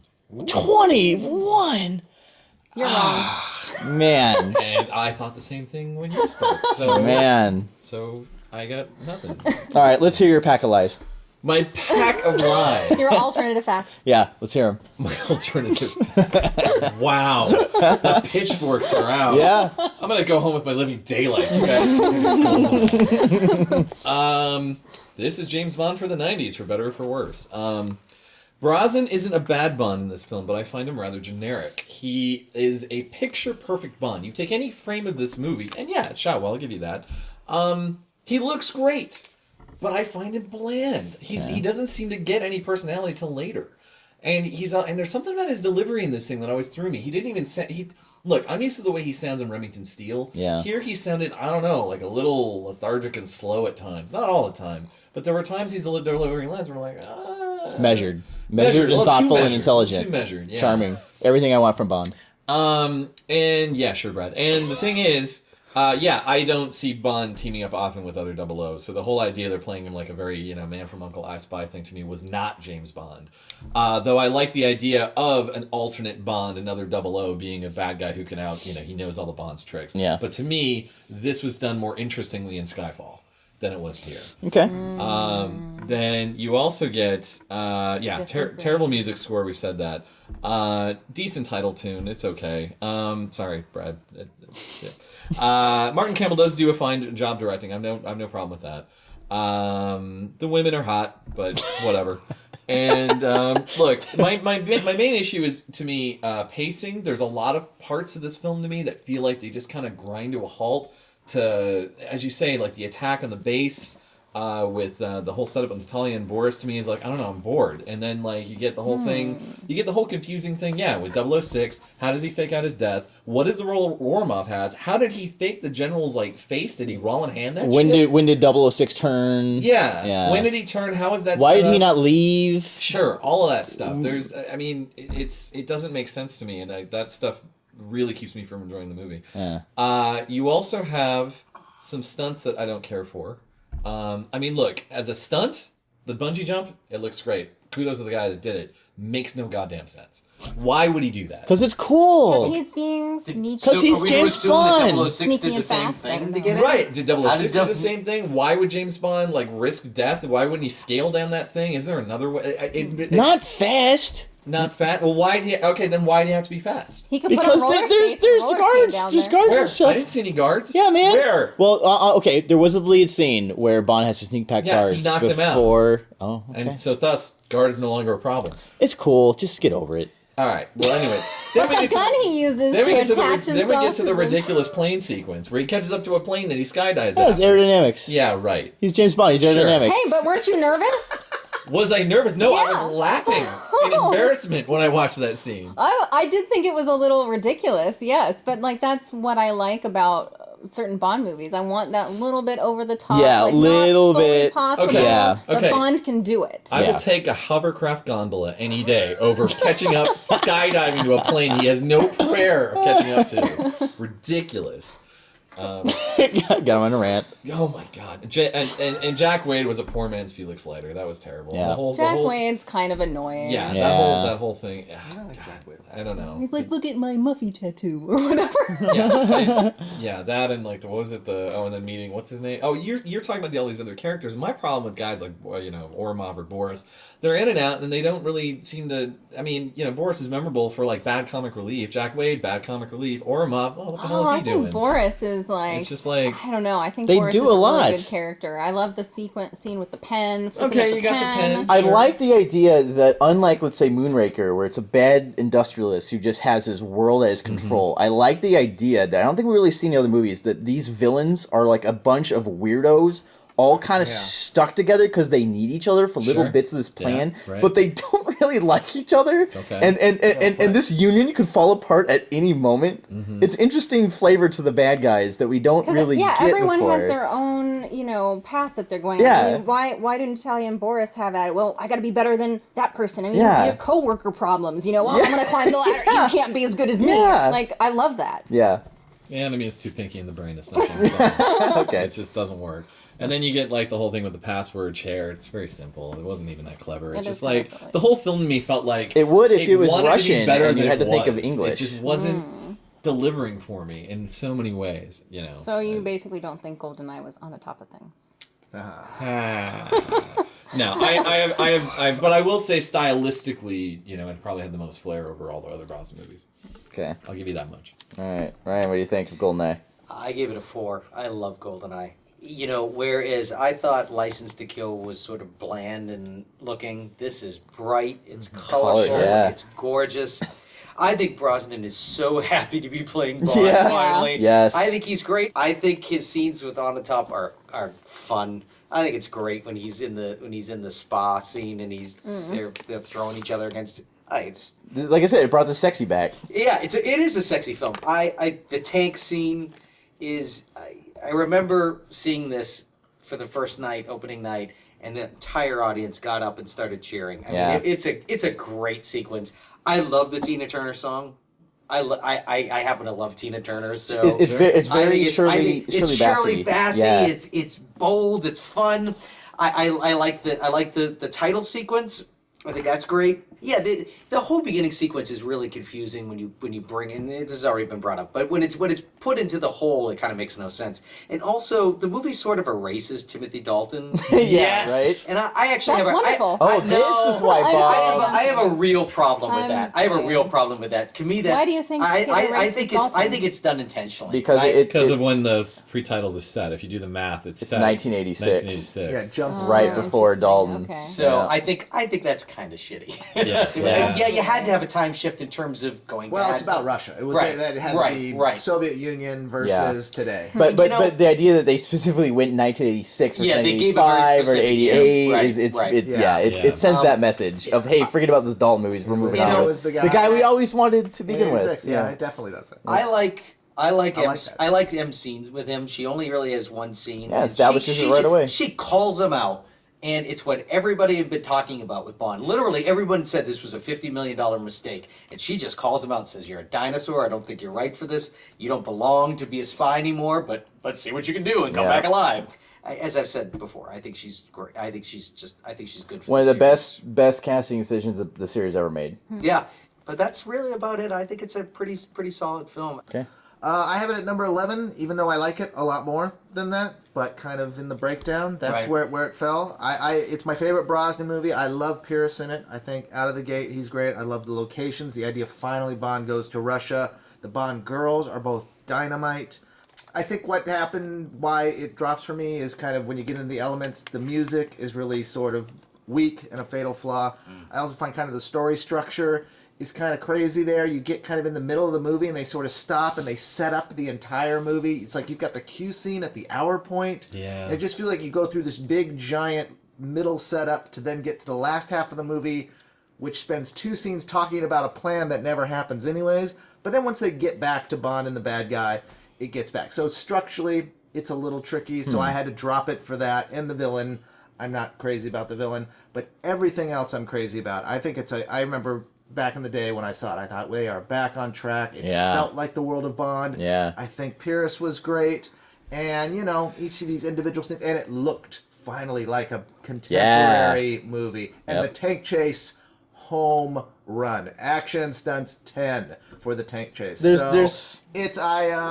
love GoldenEye. I kind of appreciate this movie also just because it's kind of this weird middle ground between the new Bond movies and the old ones. Yeah. They were still using those old classic sound effects and still using like lots of miniatures. Yeah, they really weren't using CGI. I kind of like that interesting mix this movie has. It gives it an interesting, unique flavor. Yeah. I really enjoy. Their fist fight at the end was great. Yeah, and they're the actors doing it. There are no guns. They're just beating the crap out. And it's the actors, not stunt people. And frankly, Trevelyan is probably stronger than him in the scene. If you're really watching it, he's doing better. Bond gets lucky really at the end, and I think it's great. I like that. It's From Russia with Love. It absolutely reminded me of From Russia with Love. It's the only Brosnan movie that ends as strong as it begins. Yeah, I think in my opinion. And I mean he's definitely in competition with Bond, and probably has felt that way when he was working with him too. I mean, totally. He even says to him, "I was always better than you," or something. Yeah, like that. and even the sequence when he's like, she tastes like strawberries. It's like, see, I got your woman. Like, yeah. Actually, that is really cool. Yeah. Let's go on to number 6. Let the sky fall. Oh wow, 6. That's pretty high. Man, there's going to be a lot of people who are not happy with that. Really? Yeah. Man, I think there's a lot of fans out there who are going to be like, really, 6? Woof. Okay, but I really do like this movie. Every frame is a painting. It's the best lensed movie of the whole series. It's terrific acting by just a stellar cast with a really good actors director. Solid introductions to the new MI6 crew of Q, M, and Moneypenny. Silva is one of the creepiest and he's most fascinating villains we've had. It's it's a simple yet emotional through line between M and Bond that runs through the movie, and that's what makes it satisfying. Is that if you chart Bond and M's course, they're together and they're not, and they're at odds and they're not, and they're finally together, and then she dies, and it's just a dynamite ending. Best title sequence of the series. Love it. Absolute work of art. And the music by Adele. This one deserved the Oscar in every inch of it. I think it's the best song that we've had in the past 30 years. And unlike Spectre, this film treats Bond's backstory with just utter respect. If you want to dig into the background of a heroic character, just you hint at it, and you show the grave, and you show the gun, and you get everything you need to know. It plays with fire, and it gets away with it by doing that. The big negative, man, it's just huge plot holes throughout. This is a movie where if you stop and think about anything, nothing makes sense, especially all the hoops that Silva goes to basically just meet M, when you could have just met M by just going into M's house, which Bond was able to get him no problem. It seems weird, all the machinations he was able to do and how he's able to do it. Just a lot of things. Like every 5 minutes something happens, you're like, what? That doesn't make any sense. It's also kind of weird that this rebooted young Craig Bond is now this kind of old, weathered guy. It's kind of weird that he's old and played out after only just starting, basically, which is sort of weird. But man, it's just such a gorgeous movie. If I just turn off my brain, I enjoy the hell out of it. So I put it at number 8. My favorite Craig. I ended up rating it number 4. I agreed. Beautiful movie. I actually really enjoy the music score by Thomas Newman. It's a little different, more experimental, but I like it. It really grew on me. Yeah. It's not your typical David Arnold stuff, and I think you have to shake it up like that once in a while. Yeah. Dell theme is great. I think Craig is fantastic here. I mean, I suppose you could argue there's plot holes. I've always thought it worked in my head, but I didn't sit there and do a plot thing. Maybe like you forgive GoldenEye for its plot problems. I forgive SkyFall for its plot problems, because I think thematically it always works really well in terms of the history of Bond. It honors the 50th very well without going kitchen sink like Die Another Day did. This, to me, justifies keeping Judi Dench around for several movies where I thought they should have recast her. Because it's a great send-off for this M. It's an interesting changeover. We get Bond coming into his own. We get the return of like a classic M, and we get Moneypenny, we get Q, and Q's great in this movie. We get a stripped down Bond again. We get him with just a gun and a radio and all that stuff. It's great. We get kind of all these interesting inversions of the Bond formula. You know, the villain's lair is in the middle of the film, and it's this decrepit, city that is abandoned. At the end, he's not at the villain's lair. We're at Bond's lair. We're at the place where he grew up. And then we have all these other inversions where, like, you actually have M and Moneypenny in a gunfight with Bond, which you would never have in a traditional Bond movie. And then you also have the whole, well, I mean, this is me going on about my I Spy rant, but you have you have this whole I Spy thing going on too, where like Kelly Robinson in I Spy, there's a crucial episode where, just like Bond, he's messed up. And they don't want to send him on a mission, but they're going to do it anyway, just to see if he can prove himself like Man with the Golden Gun. Or, at the very end, the whole third act is basically Home to Judgment. Yeah. Where Kelly goes back to his homestead, and he's there with his aunt and uncle, and all they have is like one gun and a bunch of homemade bombs and stuff. And they have to defend against this faceless group of bad guys who are going to come get them. And it's done just as well here. It's amazing how you take that structure. I'm convinced the screenwriter knew that, but whatever. If he didn't, he didn't. But you take that same structure, and it still works really well here. And then you have the idea that M dies, but yet it's also this kind of rebirth for Bond and for the whole franchise in a way. Yeah, you feel at the end of this movie like you really went on a journey. Yeah, which I can't say about most of the Bond movies. Yeah, like you really feel like emotionally you went somewhere. Yeah. My problem is that the story was written with the emotional arc in mind, which totally works. But if you stop for 1 second and think about anything that's happening, oof. I love the relationship with the new Q. I think Q was written better here than he was in Spectre.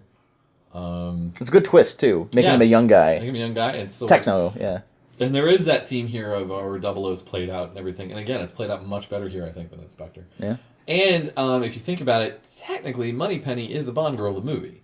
I mean, she technically fulfills that part, and it's ambiguous enough to think, M's the Bond girl of the movie. Well, M's the victim. Yeah, and M is the plot. She is the thing that everyone's going at. The GoldenEye. And Moneypenny is that, and in a warped version of Bond is the villain. Yeah.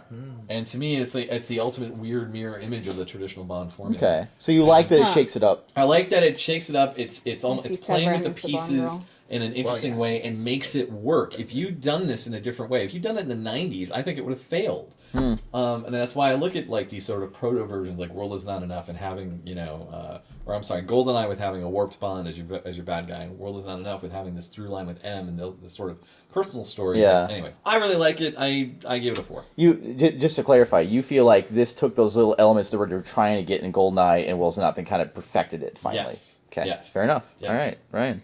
I ranked it 7. I think the script, is sloppy a lot of the time, but when it works, I think it works really well. That's a good word for it, sloppy. When M is testifying, so when Bond is finding Silva, trying to chase him around, and M is giving her speech from a poem, I love all that. I think it's sort of a look at where we are in society, people just walking in and shooting people. I mean, I think it says a lot. I think Silva's opening is outstanding. He's standing far back and he's walking. Oh yeah, he's that long He's telling take. about the rats and then he just screws with Bond. And the wonderful thing is he's really trying to get Bond out of his element, and Bond just plays along with it. He says something like, "Well, maybe I have done that," or something like that. And I love that. It's my first time. Yeah, well, yeah. and I kind of find it a sexy scene. I think it's a weirdly sexy scene. There's really no leading. I get Judi Dench is really the leading lady, and that Moneypenny kind of is, but there really is no leading lady in this. She's killed pretty quickly in the film. I kind of have a problem with that. I want Bond to have somebody throughout the film. There really isn't that. I'm not a real fan of the ending all that much. I get going back to his house. I don't always need to know so much about Bond, and this movie obviously does a lot of that. I think it does it well. I personally don't need to always know that. So it's Dench's best performance in the series, I think. She delivers it well. Just given the most to do, too. Yeah, he cries allegedly when she's dying, when she dies, and I think that's strong. So, number 7. I ranked it number 4. Wow. And it could be higher. It could easily be my favorite James Bond movie. I think it's a masterpiece. Whoa. It's such a masterpiece. It's the Bond movie that after I saw it, I said, I'm done. I'm done with James Bond movies because you got there. Whatever we were trying to, you got there. You brought me to this place. I feel like it's such a unique movie. I don't see any plot holes in it whatsoever. And that's because after the pre-title sequence, the whole movie feels like a dream of James Bond, a perfect British reckoning of who James Bond is, his masculinity, the ultimate villain, the best villain we've had for a long time, and ultimately his childhood and Judi Dench. It feels like a complex, interesting psychological movie with all the correct Bond elements playing out in the right measure. Yep. The only reason in my ranking here it's 4 is that Bond Girl is one of my criteria, so I gave the Bond Girl 6. Severin, she shows up. She's iconically a Bond Girl. She's a damaged She's kind of a sacrificial lamb, though. Yeah. So she plays her part in the James Bond psychodrama, but it's a very expendable and quick part. So she isn't quite the Bond Girl that you have in Vesper or other characters. So that's why it's 4 for me. But I think Skyfall is a sort of perfection of James Bondness that is amazing. On the ride home, I will fill you in on these plot holes. I don't want to hear it. Okay, fair enough. No plot holes. Fair enough. I want to remain in my... I know there's the argument that Bond constantly fails in this movie, and I think that's half the point, though. Yeah. That this is a Bond who's damaged and he's trying to... And he ultimately fails his mission. Yeah, basically. Which is weird. Well, I mean, yes and no, but I know exactly what you're saying. And the thing that... Okay, small point, we get the return of the padded door, and that gave me a biggest... that was great. Well, that's it. That when that ending, you brought me now back to the place that I started, and I'm done. Or are you just beginning? You know, it kind of leaves you right there. It's a perfect little inner journey. I really liked Severine. She, I mean, to me, she's secondary Bond girl to me, but still, I thought A, beautiful, and B, I really liked the weird kind of relationship she had briefly with Bond, where she's setting them up at the casino and I just thought it was too short. Just real quick, the fight sequence where the assassination happens and all of that, where they're fighting and you can almost not tell who they are. Yeah. Brilliant sometimes. The music is phenomenal in that sequence because the music is pushing the action is pushing the music at the same time. Yeah. Oh, I think it's gorgeous. This is a movie that has it's not like Tomorrow Never Dies was just always at 10. It has peaks and valleys and it slows down and it goes fast right where it needs to go. The scorpion on his hand when he's drinking and all that at the beginning. Just every moment. You nail it. Top 5. My ranking on this is number 14. Ooh. Oh. I definitely have issues with the convoluted plot. On first viewing, I do. I think it's amazing, and initially seeing it, it is so high up there. But watching it, again and analyzing it, it's so convoluted, it's so twisted, and I do see many plot holes in it. And I'm most annoyed because M is a meddling menace, and she causes so many problems at the start of that movie that would not be a problem if she just left Bond alone and let him do his damn job. I'm so annoyed by Judi Dench as M throughout her whole tenure as M because of just how she interjects herself into Bond's world, literally talking in your ear. Not being, he's your agent. You've trusted him to do stuff. Like, go away. Send him on his mission and go away. Right. That is a big negative to me. I do think that it's an interesting Moneypenny origin story that we get in Skyfall. Definitely the introduction of Silva is amazing, and he is one of the creepiest Bond villains. So creepy. So creepy, and his attack on Skyfall at the end, I love the kind of Home Alone-esque adventure that we get put into there. I do really like Severin as the Bond girl, and Q's relationship with Bond that we get with our new Q. And the elaborate sets of the locations with the casino and the island and that assassination sequence with all the lights and colors. That's just gorgeous. So we are moving on to our top 5. Number 5, From Russia with Love. Okay. All right. This one usually hits my top 5, but right now it's at number 6 for me. This is an excellent James Bond film. It is a good adaptation of the source novel. I think Connery is in top form. This might be my favorite performance of Sean Connery. Definitely more of a spy thriller than an action film, but it really delivers. First, and one of the best John Barry scores. Has a classic train fight with Red Grant, which is full of tension. We get the introduction of a proper Q. We technically had him, but Desmond. Yeah. I think we have some really interesting villains with Colonel Klebb and Red Grant. Red Grant's a very formidable henchman with the Garrote watch, which is great. And Klebb, the way she works Tatiana Romanova. Yeah. And it's this whole twisted Spectre plot, pretending to be, Smersh and, convince Bond to steal Electra. I mean, it's really great stuff. And I love Kareem Bey. I think he's such a character. Love the briefcase with all the cool gadgets, and of course, which ends up saving Bond's life. And and another film where Bond bags like 4 women. So I mean, it's got pretty much something for everybody. It's really strong, and for a film from '63, it feels extremely modern. It hasn't aged that much. Yeah. I mean, I don't know. Oh, and another wonderful creepy Blofeld that we never see but hear, and I always like that. Yeah. So I don't know. Really great, solid Bond film.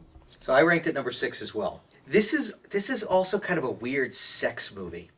There's bondage. There's taping of people having sex. There's this weird sort of thing with Grant and him. You crawl over here and kiss my foot. It's just the whole thing is sexual, and I love it. I think it's great. I think Connery is phenomenal. It's got arguably the best fight sequence in any Bond film. I mean, they are maybe in history. They are kicking the hell out of each other. The sound is great when he breaks the window. The sound is I love Karim Bey as well. I think it's a really sad scene when he's dead. Yeah. And Bond kind of takes a short moment to just let himself have that. Yep. Tatiana Romanova, I find her gorgeous. I find her stunningly beautiful. The sequence where the guy's trying to get out of the woman's mouth and Karim Bey has to shoot him. I love that scene. I think that's it's shot well. A couple things I don't like. I think the gypsy fight sequence is unnecessary. I think it goes on a little. It's not a needed scene. It's part of the sexiness of the film is these 2 women going at it. Catalog fetish. It's a fetish film. It's a fetish film. Yeah. That's exactly what it is. Interesting. I did an essay on it. Yeah, he did. One of my many essays. He did. So I think the movie does drag a little bit. I could have used a little more humor. I think it really holds up today, like it's been said. So there you go. 7 for me. It's a great movie. It's a classic movie. I think it would, even if there wasn't a Bond series, it would be considered a classic movie. I think it's dynamite. 7. Cool. First with Love is number 9 for me. Mostly because there's no really elaborate sets and nothing's really over the top, and I like that stuff. It's a good spy story. We have a good Bond girl. I like, Rosa Klebb's shoe, for example, and the Red Grant fight, and locations in Istanbul are gorgeous, and Connery's hot, and I don't necessarily think he's that hot, usually. But yeah, it's just, it's a good spy story, but nothing, I don't see it as anything more than that. Okay. To me, this, I also put it at number 6. To me, this is the best representation of everything that made Ian Fleming's stories great.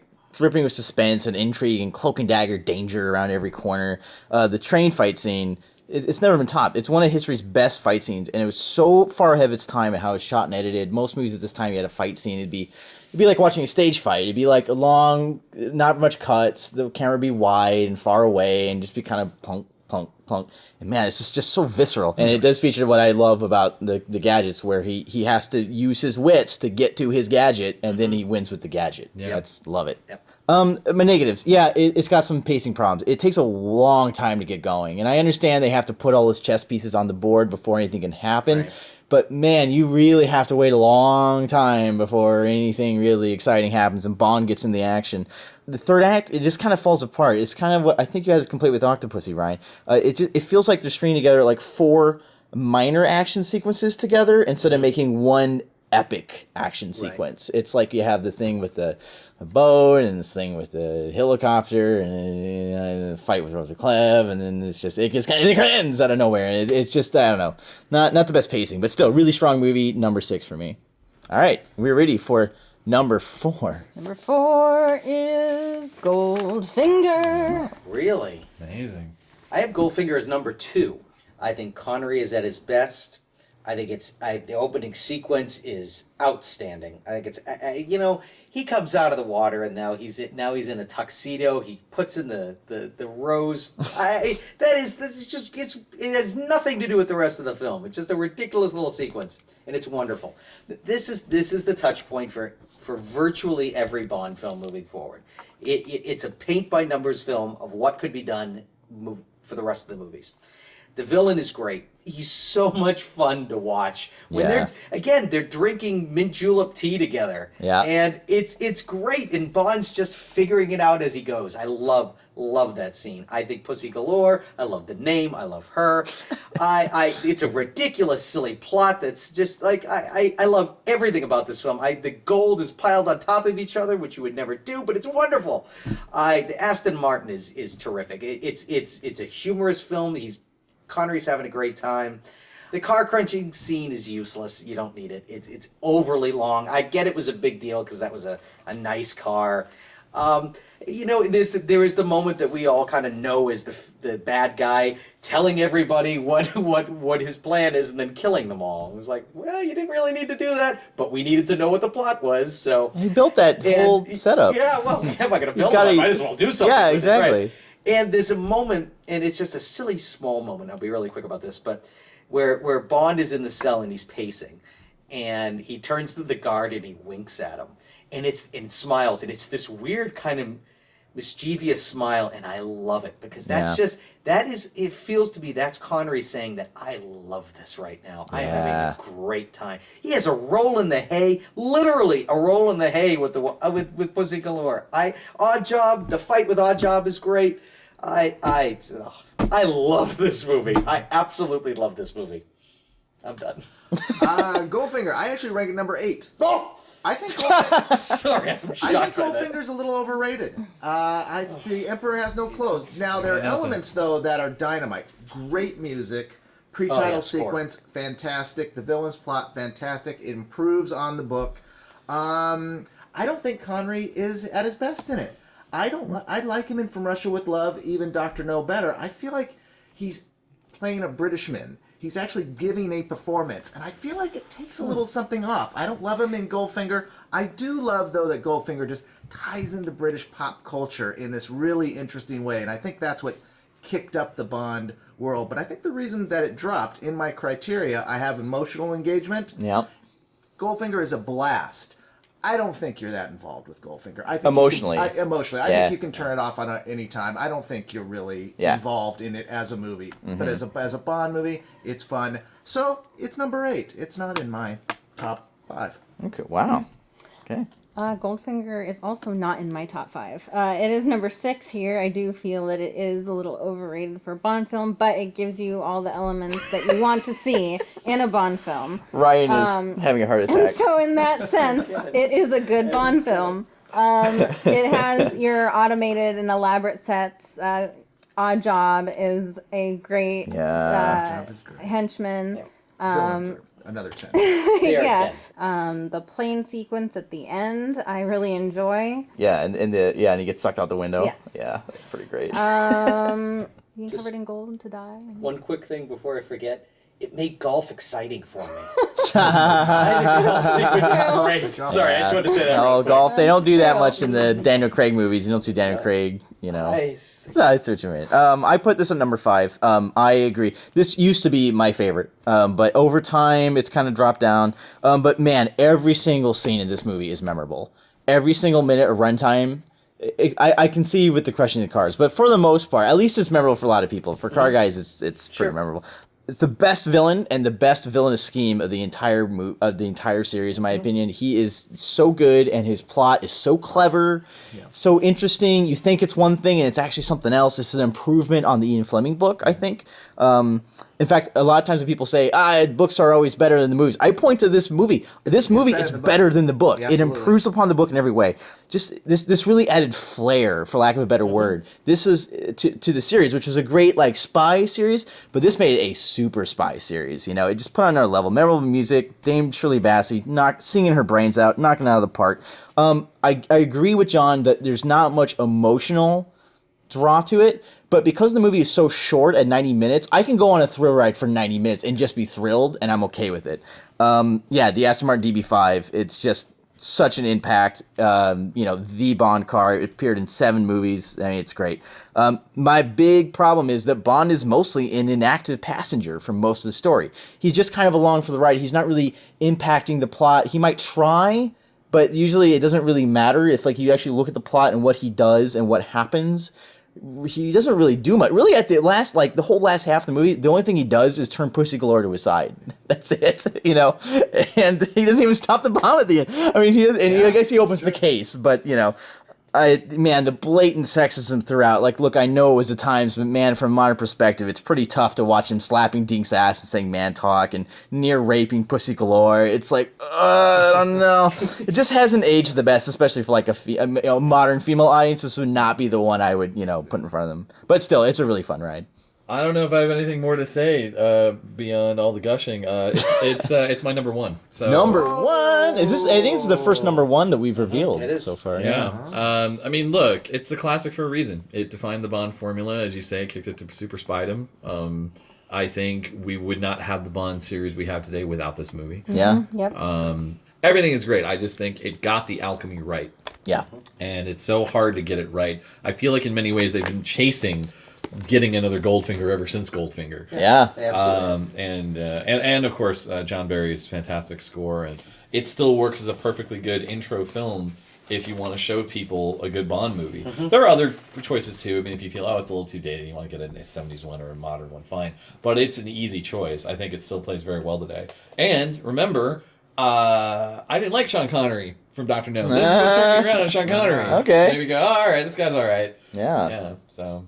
Cool. And it is the film they should be chasing, but they always reference From Russia with Love as being the prototype, and they're wrong. It's Goldfinger. Yeah, absolutely. And I think that's been part of the problem. The Brosnan era got tripped up, and they're like, oh, we're gonna make another one like From Russia with Love. It's like, hey, Goldfinger was the one that set the standard. Yeah. Okay, number 3 is We Have All the Time in the World. All right. To talk about Under Majesty's Secret Service, and because we have a tie, What? You Know My Name, Casino Royale. What? Really? No way! Wow. John, go ahead. Under Majesty's Secret Service is my number 3. Wow. And what can you say? I love Honor Majesty's Secret Service. I think it is, first of all, on an emotional level, you absolutely go through the looking glass with that movie. It is a real movie. You become deeply involved.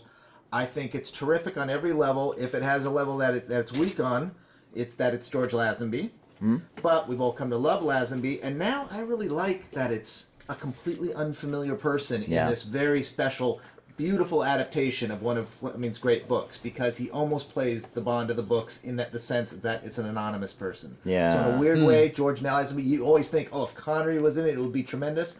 But now I'm like, I almost like that it's an unknown person. If this was the only Bond movie made, it would be enough. I don't think Connery would have been human enough. I think he would have been too slick and cool and aloof. And it's almost just you clean the slate and you let the star be James Bond and Ian Fleming and this story and this special story, this unique story. I love Honor Majesty's Secret Service. Cool. It is number 5 on my list. I like the biochemical terror aspect, the angels of death, the brainwashing of them. There's just lots of spy stuff going on in this film. Bond getting married, I do think is a little odd, but I do believe the relationship. And the locations are interesting as far as the villain's lair is a real location. Piz Gloria. Piz Gloria, yeah. The title sequence is a little odd, but I like kind of seeing that history of Bond so far. Sure. And yeah, I think the biggest thing here is we have, Blofeld being insane, and that's what makes a good movie. Cool. I put this at number 4. It's a strong romance story with just an unforgettable knockout ending, thrilling action scenes, gorgeous cinematography. I think this is the best score of the entire series. I love this music, and it goes through the best action scenes, and it was way ahead of its time with the synthesizers and great love theme and great action. It's rough around the edges. the only reason I didn't put like number 1 and number 4 instead, it's got the worst back protection of the entire series, and there's a ton of it. I mean, they're not even trying. Like they're moving the camera on backgrounds where they shouldn't be moving, like when the helicopter. Yeah, but the editing is also bad. The dubbing is terrible. Yep. Like there's so many technical aspects of this. Yeah, the technical stuff. Yeah, the overzealous dialogue editing, the dubbing, where it's obviously not needed. It's like they were afraid to have any moments where people weren't talking, so they would add in little parts where people are talking when they're obviously the lips aren't moving. The middle section's kind of saggy. It kind of gets a little slow, and George is just kind of stuck there, and Peace Gloria just shagging girls. Oh, see, I like all that stuff. Yeah. He's peeking around. Okay. He's like, it's a little. the women's. It's a little boring. Once he gets on the skis, the movie like takes off and doesn't stop. But that middle section, I find myself checking my watch a little bit. Yeah, George is fine. I think I like George. He has a raw, and man, he's great in fight scenes. He just wallops and whacks people in the face, and I really like it. Really strong movie, just little technical aspects. Except the editing ruins the fight sequences Yep. at times. Yeah, and the editing is a little too edited. It's a little too choppy. They were removing frames of things in the middle of shots and just doing all these tricks. Freaky. Yeah, it just went a little bit too far with how experimental it was going for my taste. I adore this movie. I rate it number 2. Cool. This is a 007 film where Bond legitimately has an arc. No. There's real meaning and depth given to this series with the romance, which is totally believable. And hey, he marries Emma Peel, so I'm all for that. Yes, agreed. Best John Barry score. Best score of the Bond series, period. Absolutely.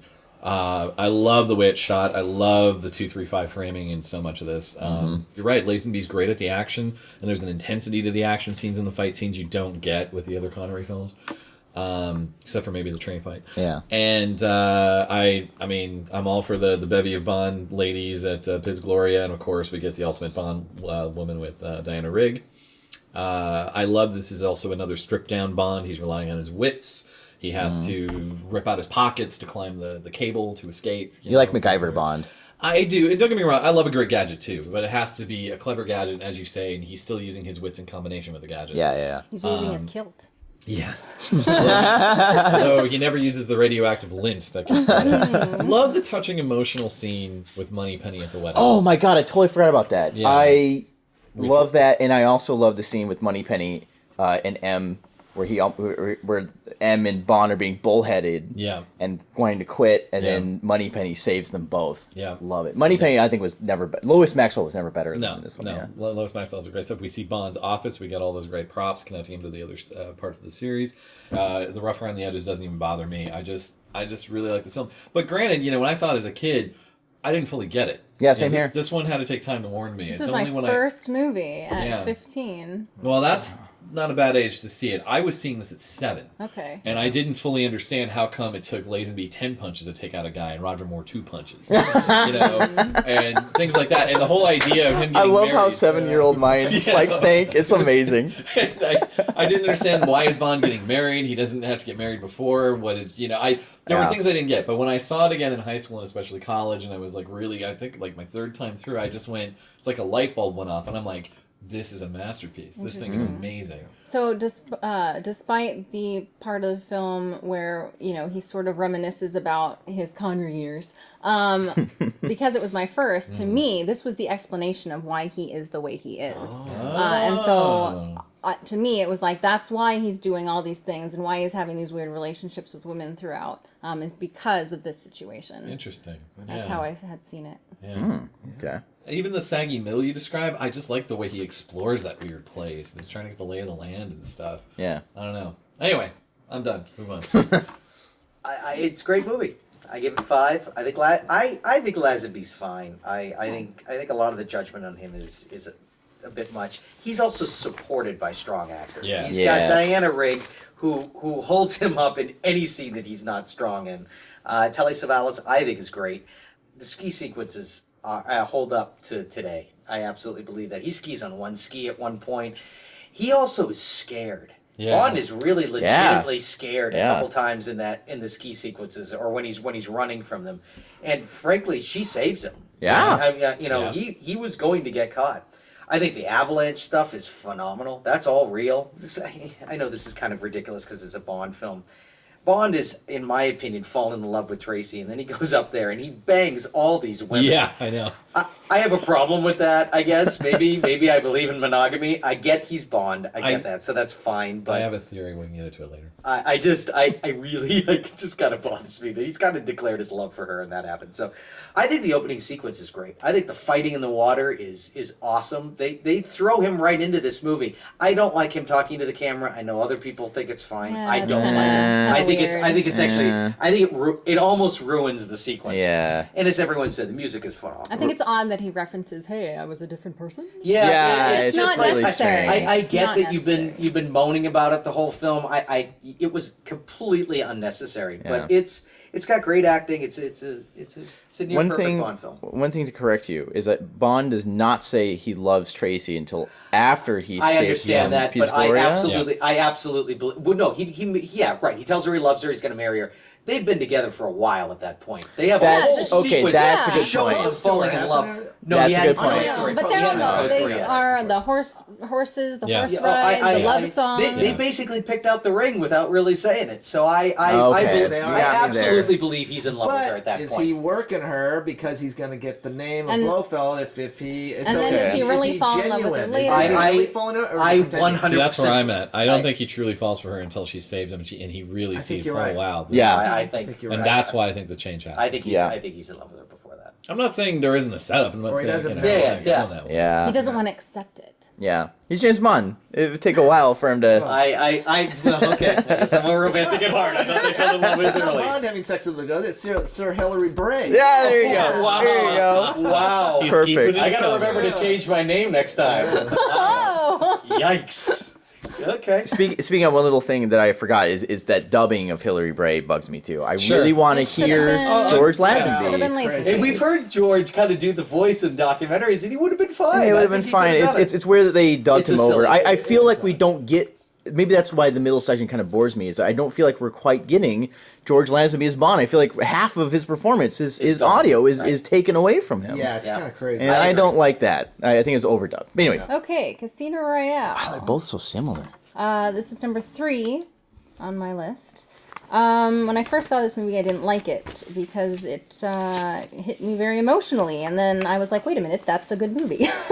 You weren't expecting to I be wasn't emotional. expecting to be so emotional. And so I was like, this is terrible. But that's actually a sign of a good movie.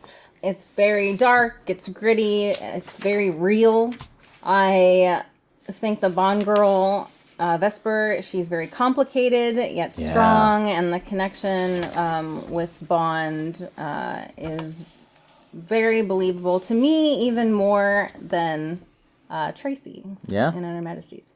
Yeah, so the love story completely makes sense. The sequence where Bond is poisoned with a martini and almost dies, I really think that's a great sequence.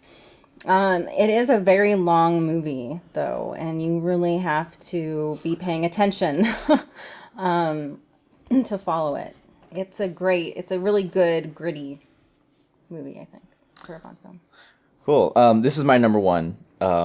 By far, my number one. If I could give it 10 spaces above number one, I would. This is not only my favorite Bond movie, it's probably my favorite movie of all time. It's up there with maybe Back to the Future, maybe, but I think this is my favorite movie. But when I actually looked at it, I had to think, is this really my favorite or is it really good? And I'm like, nah, man, when I looked at all the elements of what it does, it's just a perfect cocktail of intrigue and action and romance and drama and humor. And torture. Humor. There is humor. This movie is so funny. It's one of the movies I watched. And I watched in theater so many times, and every single one, the audience was just so would audibly react exactly how they wanted. They'd gasp when they saw Vesper on the road. They would cry at the end. They would laugh at all the jokes. It just perfectly plays emotions of the audience. Just like it's just a masterclass. It's a brilliant adaptation of a really difficult to adapt Fleming novel. When people say, oh, you can't make a book about that, I'm like, man, look at this. This whole novel takes place in his head, and it's just a boring card game, you know, and they really figured out how to film this in a good way. It's a great score. It's really cohesive, and I love how the Bond theme is used sparingly, and then when you hear it at the end, it just rocks, you know. One thing that I think this movie did better than On Her Majesty's Secret Service is that it leaves you with... Even though both end on a similarly tragic note, you leave the theater feeling energized and excited Unlike Majesty, just ends just with like a gut shot, right? And Daniel Craig, so good, completely makes it his own part. You would think that at 6 actors, no one could give it a new spin, but he totally does. It's just a fresh, brave, it's a huge gamble movie that pays off in every way.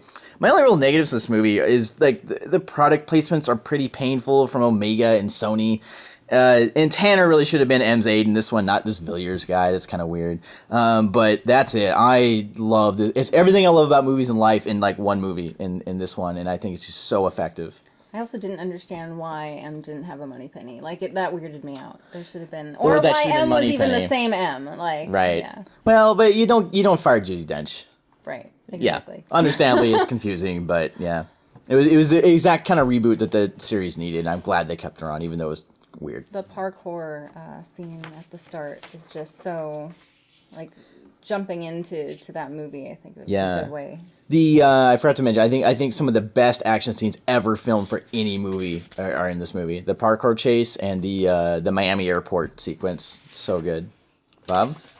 Casino Royale 2006. That's my number 12. What? The reason for this. 12? Well, hey, he's gonna say why. I'm gonna explain why. This is a prime example of why Bob is wrong. And many times, God damn it, of why many times I like to take the Craigs and rate them over here. I'm motioning over to my left. Okay. And take the rest of the Bond movies and put them over to my right because it's a reboot. And in many ways, it's like okay for a reboot, it's very very good. I think I'd still edge SkyFall over it, but it might beat it on the right day. Like it might beat it in the right mood.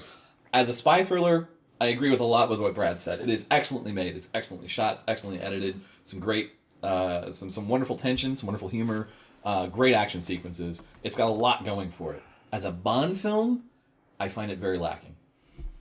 And the reason I say that is because this reboot threw out a little too much baby for my bathwater, is what I'm saying. And that's why I can't, in the scheme of great Bond films, put it as number 1. I can't do it. What did you not get?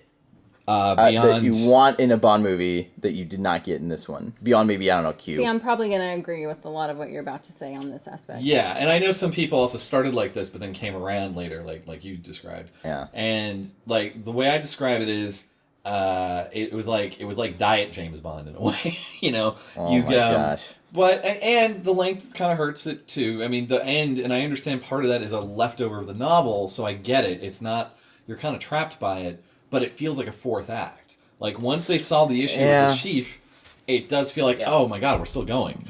And, I see what you mean. And part of that is also because of all the stuff they added in the beginning, which was great. It was very well done. All the stuff at the airport, great sequence. All the stuff with the parkour, great stuff. Yeah. Not in the book. So there's that thing where it's like, well, we could have made this structurally work, except we added all this stuff, but it was really good stuff. I don't want to cut it. But, so that's part of where I'm at there. Arnold delivers his second best score, in my opinion. You're right. I love the kind of back to basics feel of the alternate theme. Yeah, I'm confused and have Judi Dench still playing M, but Skyfall makes up for it, so I'm cool. But before that, I really didn't like them keeping Judi Dench. I thought that was a confusing move to do that with this weird clean sweep reboot that you'd have this one holdover. Plus, anything that supports the codename theory, I want to. Yeah, I do get upset by that just because I want the theory to go away. But I love Daniel Craig's performance. I thought he did a really good job, and especially because I'm a Dalton fan, and he's like Dalton 2.0 for me. And Le Chiffre is a good villain. It's just that again, in my Bond films, I want Bond and the villain to have the final confrontation. I don't want him to get killed by his own bad guys and then have like a whole nother thing take off over here. It's just weird to me. And I know it's from the book. Yeah. So it's not like I have a pitchfork for the filmmakers, but it's just, that's not what I want out of my Bond movies. But so they had the, torture confrontation. Yeah, the torture was great. That was well handled, very well adapted, I think. The infamous rope scene. There's a lot of great stuff. If I remove what I want from a Bond movie out of this, it does go a lot higher. But because of that, it gets crippled, and that's why I like Skyfall more, because it gives me more of my Bond ingredients. Your classic Bond ingredients. Yes. There's stuff I really do like, and Jeffrey Wright's a great Felix. Yeah. We will debate later, I'm sure, but Ryan, what was your... It's my number 1. Boom, baby! I love this movie. It's virtually a perfect movie, I think. I love the black and white open sequence. I think that's so well handled. I love the theme song. I think it's great. Yeah. Ava Green I think she's one of the best, if not the best. She's got this great line when they're getting ready. He's giving her a dress, and expecting me to wear that?" And she says, "There are dinner jackets, and then there are dinner jackets. This is the latter." I love that. I love their scene together where they're both orphans and they talk about. I love all of that. Yeah. I love Felix Leiter in it, bleeding from his eyes. The sheaf. I think that's great. Yeah. You know, Bond goes crazy at one point and grabs a knife to go stab him. Yeah. And Felix stops him. I think that's all great Bond stuff. The movie suffers from multiple endings that happen. They really do happen in a number of Bond films. So the movie does sort of drag out a little bit, but I love Craig and her together. Any sequence that they're together is just, I think, is perfect. Well, after the staircase, the staircase scene is great. It's by the great, way. and It's a after great that, sequence. just like their connection in the That shower, shower scene, that it's shower scene Oh, is- to me, even Yeah. the first time seeing it, that was so impactful. It's a stunning scene. This is one that you could show somebody and they'd be like, "Okay, I get Bond." So I love it. It's number 2 for me, but it's right next to number 1. They're just like a point away. It could easily be my number 1 as You well. know, if you did, it would break this tie. No, I didn't try to say that. No, I'm keeping mine exactly how it is. It's fantastic. I love it. It's an amazing adaptation of my favorite Bond book, and it's a movie that grips you emotionally and holds you right to the end. I have no problem with the multiple endings. I don't think the movie ends with the villain. I think the villain is secondary to his emotional journey and his relationship with Vesper, and the fact that that continues is both wonderful and horrifying because you're waiting for the next shoe to drop, and when it does, it's devastating. Yeah. I just think it's a great movie. It's a movie I would show to any person, which is not true of a lot of other Bond movies, and they would love it as a movie. And get James Bond. It lays the template. This, I like what Bob says, though, that it doesn't give you everything you want in a James Bond movie. It gives you a lot. Skyfall does that. For me, it's the two. It's Casino Royale and Skyfall. To me, are two movies that achieve perfect Bondness together. And you kind of almost don't need anything else. Yeah. My retort for this, particularly you, Bob, is that I have actually used this movie. This is my new movie where people are like, I've never seen it. They find out I'm a James Bond fan, like, I've never seen it, right? And this has been the first movie I give, and every single time I've given it to people, particularly at work, particularly women, watch this movie.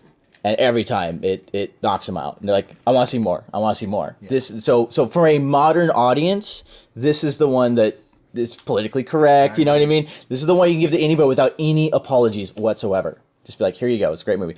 For me, Bob, I understand the idea that maybe it's missing elements, but to me, this was, by Die Another Day, it was like you had steak. It is missing elements. It's very true. Yeah, but to me, it was like you were used to having a really nice cut of steak, but then on top of the steak, you're adding like gravy, and you're adding mushrooms, and you're adding onions, you're adding potatoes, and you're adding all this shit that you don't need, right? This was all about stripping all that shit off and just having that basic, really good steak, and you're just getting that, you know what I mean? That elemental flavor of the elements of James Bond. Mm-hmm. And that's what I like about it. And the ballsiness is stripping all that stuff that people like. People like the gadgets, and they like and I like how it stripped it down to those basic elements and really perfected them. And you have all the elements, just maybe in different scale. There isn't a giant villain's headquarters, but there is a set piece in the end. It's sort of all there. I think it dropped to number 2 for me. The only thing that I would say I don't like about the movie, I don't like David Arnold's music at all. Any of the really? movies. Yeah, I don't like it at all. Wow. It's his best score, and I love the theme song. And I don't know if this is his fault or not. I don't like how the movie is scored. It's overscored. Every time a card turns over, there needs to be a musical sting. Every time a woman walks in the room, there needs to be music. I feel like it's like, get him out of here. This is serious. Okay. These are professionals. So I remember that was the only thing that threw me. I thought, gosh, if it wasn't that hack. Overscoring this movie during a card game, keep it quiet. Don't project. But that's what dropped it just a little bit. Wow. Yes. Brutal. Okay. Yeah. And my counter analogy would be not steak, but something like a soup. Where if you lose those ingredients, you don't have the same soup. Okay. It's like, oh, this is missing some carrots and that's celery, and oh my god, where's the chicken? Oh, I just got noodles, and it's not even salty. What the hell is this? But good noodles. Yeah, but really good noodles. Oh, damn good noodles. All right, fair enough. See, that's the way I look at it. And don't get me wrong. I mean, obviously I like, the Dalton and the Modern Majesties and stuff, and I appreciated a kind of return to that. It's just, when you approach things as a reboot and you're kind of making this clean slate, so there's no more sort of connection anymore to that history, and there's this alternate way he gets the Aston Martin, and as you said, like no gadgets in the world of an established Bond, I'm totally cool with. No gadgets in this weird new Bond world where like he just becomes a 00, but it's kind of not my idea of how he becomes a 00 or what I remember in the books, and then you get... So, as I said, it's like, it was an adjustment, and I go, well, for what this is, for alternate universe Bond, for Kelvin versus Bond, cool, but this isn't Prime Universe Bond that I like over here. Gotcha. And it's, as I said, so it's not just about gadgets. Skyfall is the Prime Universe Bond. It feels like it's sliding back into place. That's why I go back and forth. What do I like better, Casino Royale or Skyfall? I think I like Skyfall better. Even though on my list it comes out quite different. It's because it is Prime Bond. But boom. but this is almost what happened to me when Doctor Who came back on. Is that whenever people wanted to try it, I knew. Look, I'm not an idiot. I love classic Who, but I knew I had to show them Rose or the first Tenant. The new series. The new series. To get people on board. Yeah. So what you just said completely makes sense. Absolutely. You're going to show people Casino Royale or maybe Skyfall because that's what, it's modern and it's still a very good film. And because it's a reboot, it's a jumping on point. Yep. It's a good So I totally get that. So it's like I totally respect why people like this movie, but for me as a Bond film, it's never going to be number one. Okay, what is our number one? Well, we know what number one, because The Spy Who Loved Me has proved that nobody does it better. All right. Cool. Wow. Okay, this is my number 2. To me, this is the most flat-out entertaining of the series. Like, if you just want to have a great time, this is the most fun. It totally plays to Roger Moore's strengths. It's humorous without devolving into pure slapstick. It's got just impressive set designs, epic cinematic segments, include the reveal of it's just this big movie, reveal of the villain's lair and the pyramid sequence and that huge final battle with the army against the army against the army in the super tanker. It's super 70s costumes and music. Jaws is one of the best henchmen of the series in this one, maybe the best. The best title sequence of the classic films, I think, just beautiful. Without question, the best pre-title sequence of the classic movies for sure, maybe of the whole series with the parachute jump. The Lotus Submarine actually gives the DB5 a run for its money. My only real negatives are Barbara Bach. She's a bit out of her acting league in this one. It seems about 15 minutes too long. It just seems a little bit too long. It's more interested in pure spectacle than real drama or intrigue, like some of the other Bond movies, like, Casino Royale. Oh, and the awful swing band cover of Nobody Does It Better at the end is kind of a little bit unforgivable to me. But man, I do enjoy the hell of this movie. This is like all the elements I think that you were talking about, Bond. 2, you said. Yeah, my number 2. I think all the elements, if you want that classic flavor, this is what you get, man. This is everything that you want in a classic Bond film. What did you give it? Yeah, I'd agree. It's my number 3. Cool. Definitive classic Bond. Yeah. This is the 70s high watermark. This is Roger Moore's Goldfinger. Yeah. Jaws makes possibly the best henchman, if not the second best. I might give that still to Oddjob. Great theme song. Solid score by Marvin Hamlish. Love the sets. Love the sweep. I like the plot. I like Stromberg as a villain. You even beyond Barbara Bach, who of course is really hot, but I agree, maybe not the strongest actress, but even like the side Bond women are all like Naomi. She's like sexy and hot, but evil at the same time. Yeah. Even the throwaways, Valerie Leon as the hotel clerk and stuff like that. You're just like, wow, this is a world you want to live in. I just want to wear leisure suits and meet all these wonderful women and drive Lotuses that turn into subs. Yeah, and it's paced well. It's consistently entertaining. Yeah. I love the Atlantis base. Yeah. It's so cool. I mean, you see that stuff, you're just like, yeah, this is James Bond right here. Anyway, fantastic movie. Yeah. Yeah. I ranked it number 3. It's obviously Roger Moore's best. This is a big movie. Everything about this movie is big. It got submarines in it. I mean, 2 submarines, 3 submarines. Yeah. And the Lotus. I love everything. I think Barbara Bach is great in this. I actually really like her.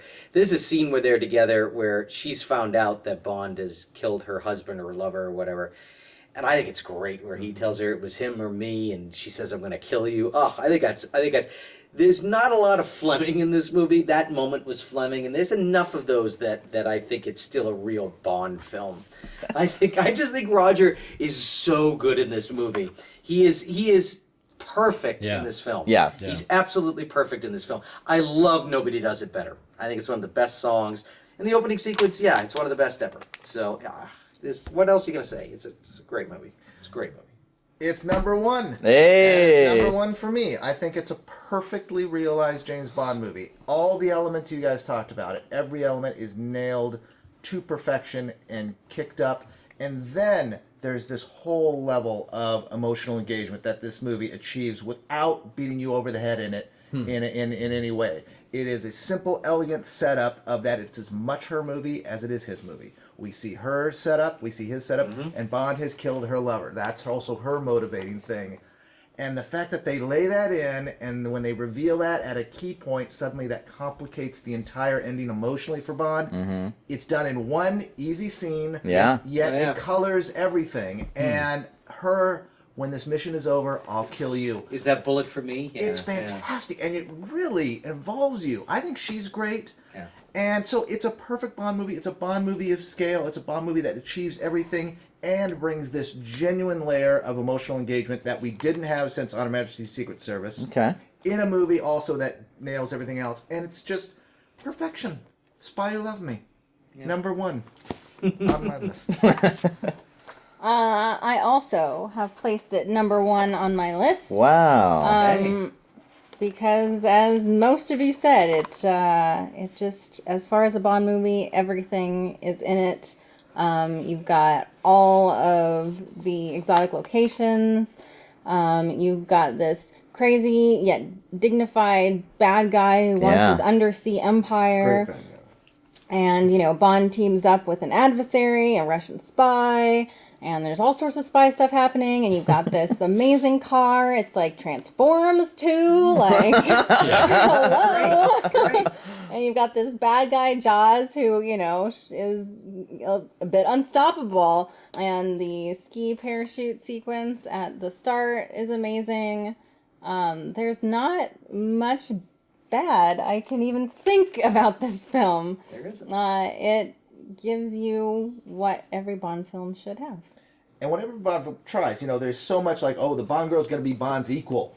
They always say that, and they never are, It's like, Halle Berry, make her super kick-ass, therefore she is equal. No, it doesn't work. Triple X really is. Yes. She's equal because she's capable and she's smart, but also she's as committed to her Russian ideology as Bond is to Britain. She kind of has this fundamental thing too, which is funny. Throughout it, she plays little after the Karl Marx, of course. She sort of is, in her own zone. So when they come together in the end, it is a true meeting of East and West. Right. It's delightful in that way. She sort of has Bonds for Queen and Country. She knocks him out too. Like they're about to get hot and heavy, and she knocks him out. It's great. She's on the mission. She takes it away from him. She's got her eye on the ball. Yeah, with considerable ease. It's that the kind dialogue. of That dialogue that's is genuine fun stuff, and that's real relationship building. Yep. And right when they're at that point where she's undone him, then it's like you two are going to work together. It's just so delightful. It's such an effortless movie. Like if you think about the pre-title sequence, it is both a mission, like a mission, like its own little story. Yeah. But also the way it weaves in, you know. It's you don't think it's going to be connected, and you're like, oh, it really is. It's a masterpiece of setting up. Scene. The whole movie is set up in the pre-title sequence. Ends on a thrilling stunt. Yeah. All right. It ends on the best stunt of the whole series. So I believe that we have now talked about all the movies, but we have to come up with our final ranking now. So at this point, we're going to now tally up our final results that we each have, average those, and dear viewers, we'll be back very soon, and we will tell you what our final rankings are. We have just tallied our final averages, and here is where we ended up. Go ahead, Athena. Okay, number 25, Quantum of Solace. Stayed where it was. Number 24 is tied with number 23. So we have a tie now between Die Another Day and A View to a Kill. There was previously not a tie. Okay. Number 22, The Man with the Golden Gun. Number 21, The World Is Not Enough. We have now broken a tie. Number 20 is Spectre. Number 19 is Never Say Never Again. And that moved down on our list. Number 18 Well, we have another broken tie. We have Diamonds Are Forever at number 18. License to Kill at number 17. Tomorrow Never Dies is number 16. Thunderball is number 15. We then have Dr. No at number 14. That ended up moving down on the list. The Living Daylights is number 13. That's not bad, Bob. Live and Let Die is number 12. That moved down on the list. Octopussy moved up on the list to number 11, which is now tied with You Only Live Twice, which moved down on the list. Moonraker is now number 9. It moved up. For Your Eyes Only is number 8. GoldenEye, 7. SkyFall is number 6. Top 5. From Russia with Love is number 5. Goldfinger is number 4. We've now broken our tie. Number 3 is officially Casino Royale. Number 2 is officially On Her Majesty's Secret Service. And The Spy Who Loved Me stays at number 1. Officially the best James Bond movie ever. We have proved it with science. I mean, we should have known because the title song did tell us. So. That is true. Anyways, I am really happy. Thank you so much for all of our guests here for talking for hours. And thank you all for listening to us for hours, or possibly just a few minutes if you skipped ahead, which I don't blame you. So thanks for listening and having a great time with us. I know I had a hell of a time finally talking to all my friends to feel where they really stand, and now I'll have to figure out if some of them are still my friends. Thanks so much, everybody.